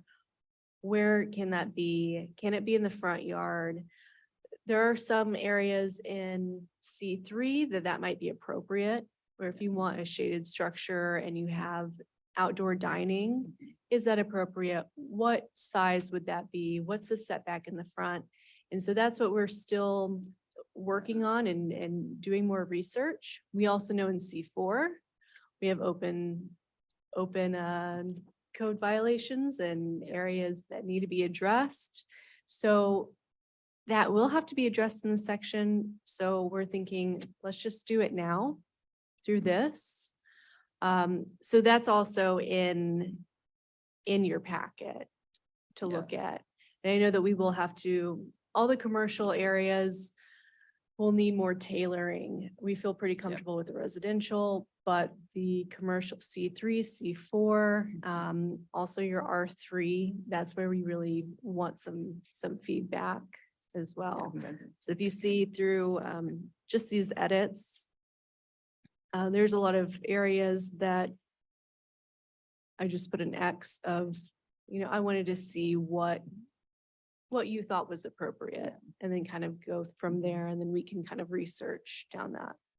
And when you kind of look at some of the C1, C2, C3 areas, you'll see that we have some, and you don't notice it till you're looking for it, but we have some, just like our residentials who've built these type structures, we do have the little at grade motel hotels who also have some of these tiki-like structures, and it makes sense. They're adjacent to their pools. And so we want to kind of help, get that cleaned up as well and address that, and kind of some part of that as well as we do have them. So we wanted to address it in one clean sweep.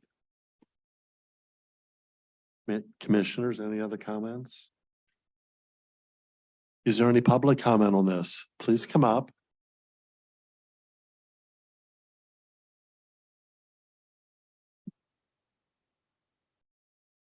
Okay, Michelle Helms, 546 Johns Pass Avenue.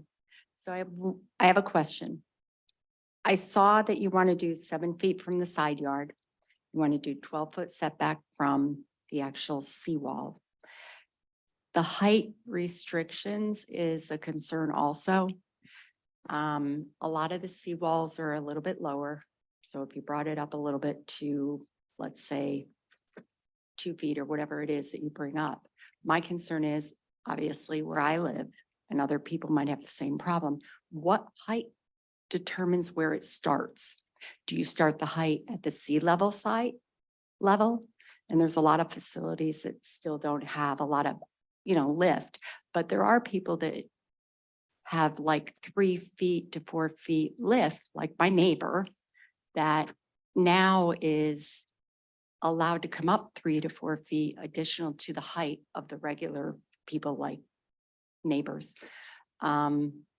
If they started tiki hut from the type of where you allowed them to have their variance with their pool, it changes the same structure as you all that might have it on your grass level or a foot or two above wherever your seawall is. So, I understand the 2 or 3 foot up to your pool, but then if to have another 3 to 4 feet above that is a concern of mine because that's what I'm dealing with. So I want you to think about that because height could be 10 feet. Well, 10 feet from where? 10 feet from your second story level? I mean, where do you have to find a common zone here that you're gonna be able to do that with, okay? And I know I'm going back to the other scenarios, but with the existings, and I understand they didn't pull permits or they just did whatever. My concern with mine is that when they did pull a permit and they were denied, you all still haven't done anything. And I was here that day that they started to construct it. And I'm looking at the city again, saying, guys, you made me comply back when I was building a house, 1 foot short. Wonderful Linda Portal did not want me to go for a variance, said you won't get it, too bad, so sad. So our porch did not go on. It went from a 10-foot overhang to a 4-foot overhang that looked like it was not properly looked at when you look at the house. We removed our porch. I understand shade structures are a little different. I complied with what was needed. I came in front of this board, gave you, well, it wasn't y'all, but gave everybody packages with what went on, how it started in 2016 to where it ended. Matter of fact, I think, Thomas, you were here back then when we went through all this. And I had to follow your guidelines. What bothers me is that nobody else followed the guidelines when I came down here and nobody stopped it. And it was constructed in less than 2 weeks. And I was here knocking on doors. Somebody on vacation, this one didn't want to comply with that one. That one's job isn't that. I mean, I get it, but I'm looking at you all. I'm doing what you wanted, but nobody else did what needed to be done when I came to you for a different situation. I don't care about everybody else. I only care about me, obviously, like everybody else cares about themselves, but it just is wrong that I'm coming to you for help and you all did nothing. And today is probably 1 year and 2 weeks, because it was on my birthday, that I came down here and knocked on your door when this started, which was a week ago, Monday. So I think y'all are great. You're all fighting for whatever your thoughts are for the city and the betterment. But if you all are fighting for that and I come to you for help and your constituents below you don't do anything, and here I am in front of you a year later, and we're worried about future structures, and I get that, but you didn't do anything for a year, 1 year, not even the day that I came down to tell you I had a problem. I filed the complaint, I sent in pictures, I talked to the management, I talked to your compliance people, nothing. And I'm still here fighting because somebody put up an issue and a complaint for everybody else, and let's get a petition together and let's fight for it. And that's a great idea. But the fact of the matter is, what are you all doing for me? If you're my city manager and you're my city, my group here that I'm supposed to comply and do what I'm told, why is it you can't follow through on other things? Why is it I'm the one that feels like I have to make sure that I justify doing what you want when nobody else helps me in the city to meet, which is my problem. So please let me know. Thank you, ladies. Thank you very much. I have a question. Please. So I just want to clarify. Currently in the city of Madeira Beach, you can have shade in your backyard. You can do a retractable shade on your house. You can put up a umbrella. What you can't do is build a structure and put a kitchen in it or a ceiling fan or a TV. Yes. So, and I don't know how to deal with the people who did things wrong. I 100% agree with her. I don't know her side of it. And there's always two sides to everything, but I've talked to Robin about this and I don't understand how somebody built something in the city that a resident came down and filed a complaint on and nobody went out and stopped it. Now, that being said, whatever fell through the cracks, issues we had, we're in a better place with that now. But for this, is this going to define a shade structure as no walls? That would be the goal, yes. Okay. Zero enclosure, only a roof, no walls. With no electricity? Or would electricity be something that they could permit? I just want to clarify where this is No, going. Agreed. The writing's on the wall. Once you put this shade structure up, the whatever comes with it. So after doing a lot of research with what, FEMA's rules are, and even as a matter of point, FDM was recently doing their community action visits and they were at Madeira yesterday. Yeah, Yesterday.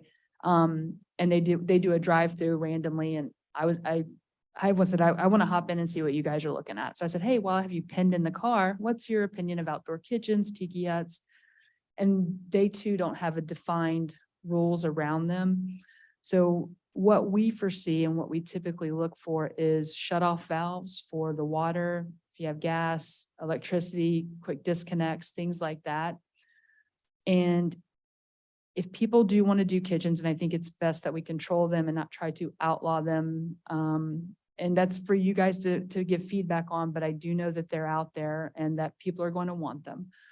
So if we were to do that, the goal would be, they would have to be they have to be engineered, resistant to flotation, designed to stay in place.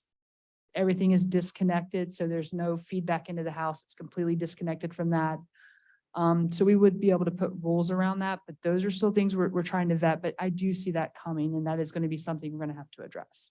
The cheeky huts by design, and if they are called a cheeky hut, they do not get to have all those amenities because they don't meet the Florida building code. So that's where we have to draw the line and be very clear. If you have a structure that meets the Florida building code and you want to do those things, we see all the pieces falling together for that. But if you went and did a cheeky hut, and then you're adding that stuff, to me, that's going to require a different look from us, and it's going to require a little more research. But at a glance, it would be a no-go if it's a cheeky hut, because it's strictly, that's why it doesn't have to meet Florida building code. It still has to meet, planning and zoning and location. But yeah, so that's my understanding, and that's still what we're trying to kind of digest, but you're headed down the right path and what we've been thinking of as well. Awesome. Thank you very much.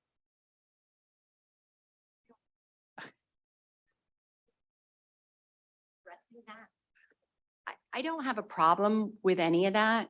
I think I have more of a problem of what occurred and that nothing got done. I don't have a problem with future, however, we need to comply, because obviously I wanted my overhang. And if I put you had said a retractable off my house, it'd still go out 12 feet from my house. If you do a kitchen or whatever, and you come off of your house and you have your electric or whatever, there's got to be a limit of how far or whatever, how it sets back. I have no problem with any of that. My biggest problem is that nobody in the city stood behind me. I did what you wanted back when I was building my house. I pulled the permits. You guys went through 3 different building inspections, FEMA inspections, everything got done till the final day. We go to close out the permit and you all have a problem. Love Linda Portal, but I'm glad she's gone. But on top of all that, when you get all done and said, nobody responded to what I needed. And that's what's aggravating. Now it's about purpose of what occurred, not about so much about the shade piece of it, within reason, because this is not within reason, but it's sad. If you all put yourself in my shoes and realize what I had to go through and then watch this happen the entire time, that's what's aggravating. But I'm not against kitchens. I'm not against your shade. I'm not against any of that, because I still need it too, within reason. So I agree. There are people out there and they do have the retractable, and that's fine because it goes away and then it can come back out. Makes sense. Right, Thank you. thank guys. you. Mayor and Commission, the issues that to respond, the item was scheduled in front of the special magistrate actually several times. And through the process of determining what to do, it was pulled from there until a resolution was found. I think it's gonna go back in front of the special magistrate next month. So that's where we are with the code violation. It was already scheduled, it will have to go through that process. So that those residents will have to attend and then provide their response to the magistrate, I believe, just as the resident just said. So that's the next step in that process, but there was a case created and the process to go through. Now it just needs to be heard.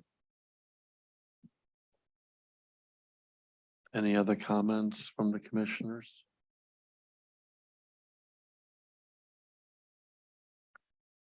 All right, the time is 9:10 PM. If there's nothing else, we will adjourn.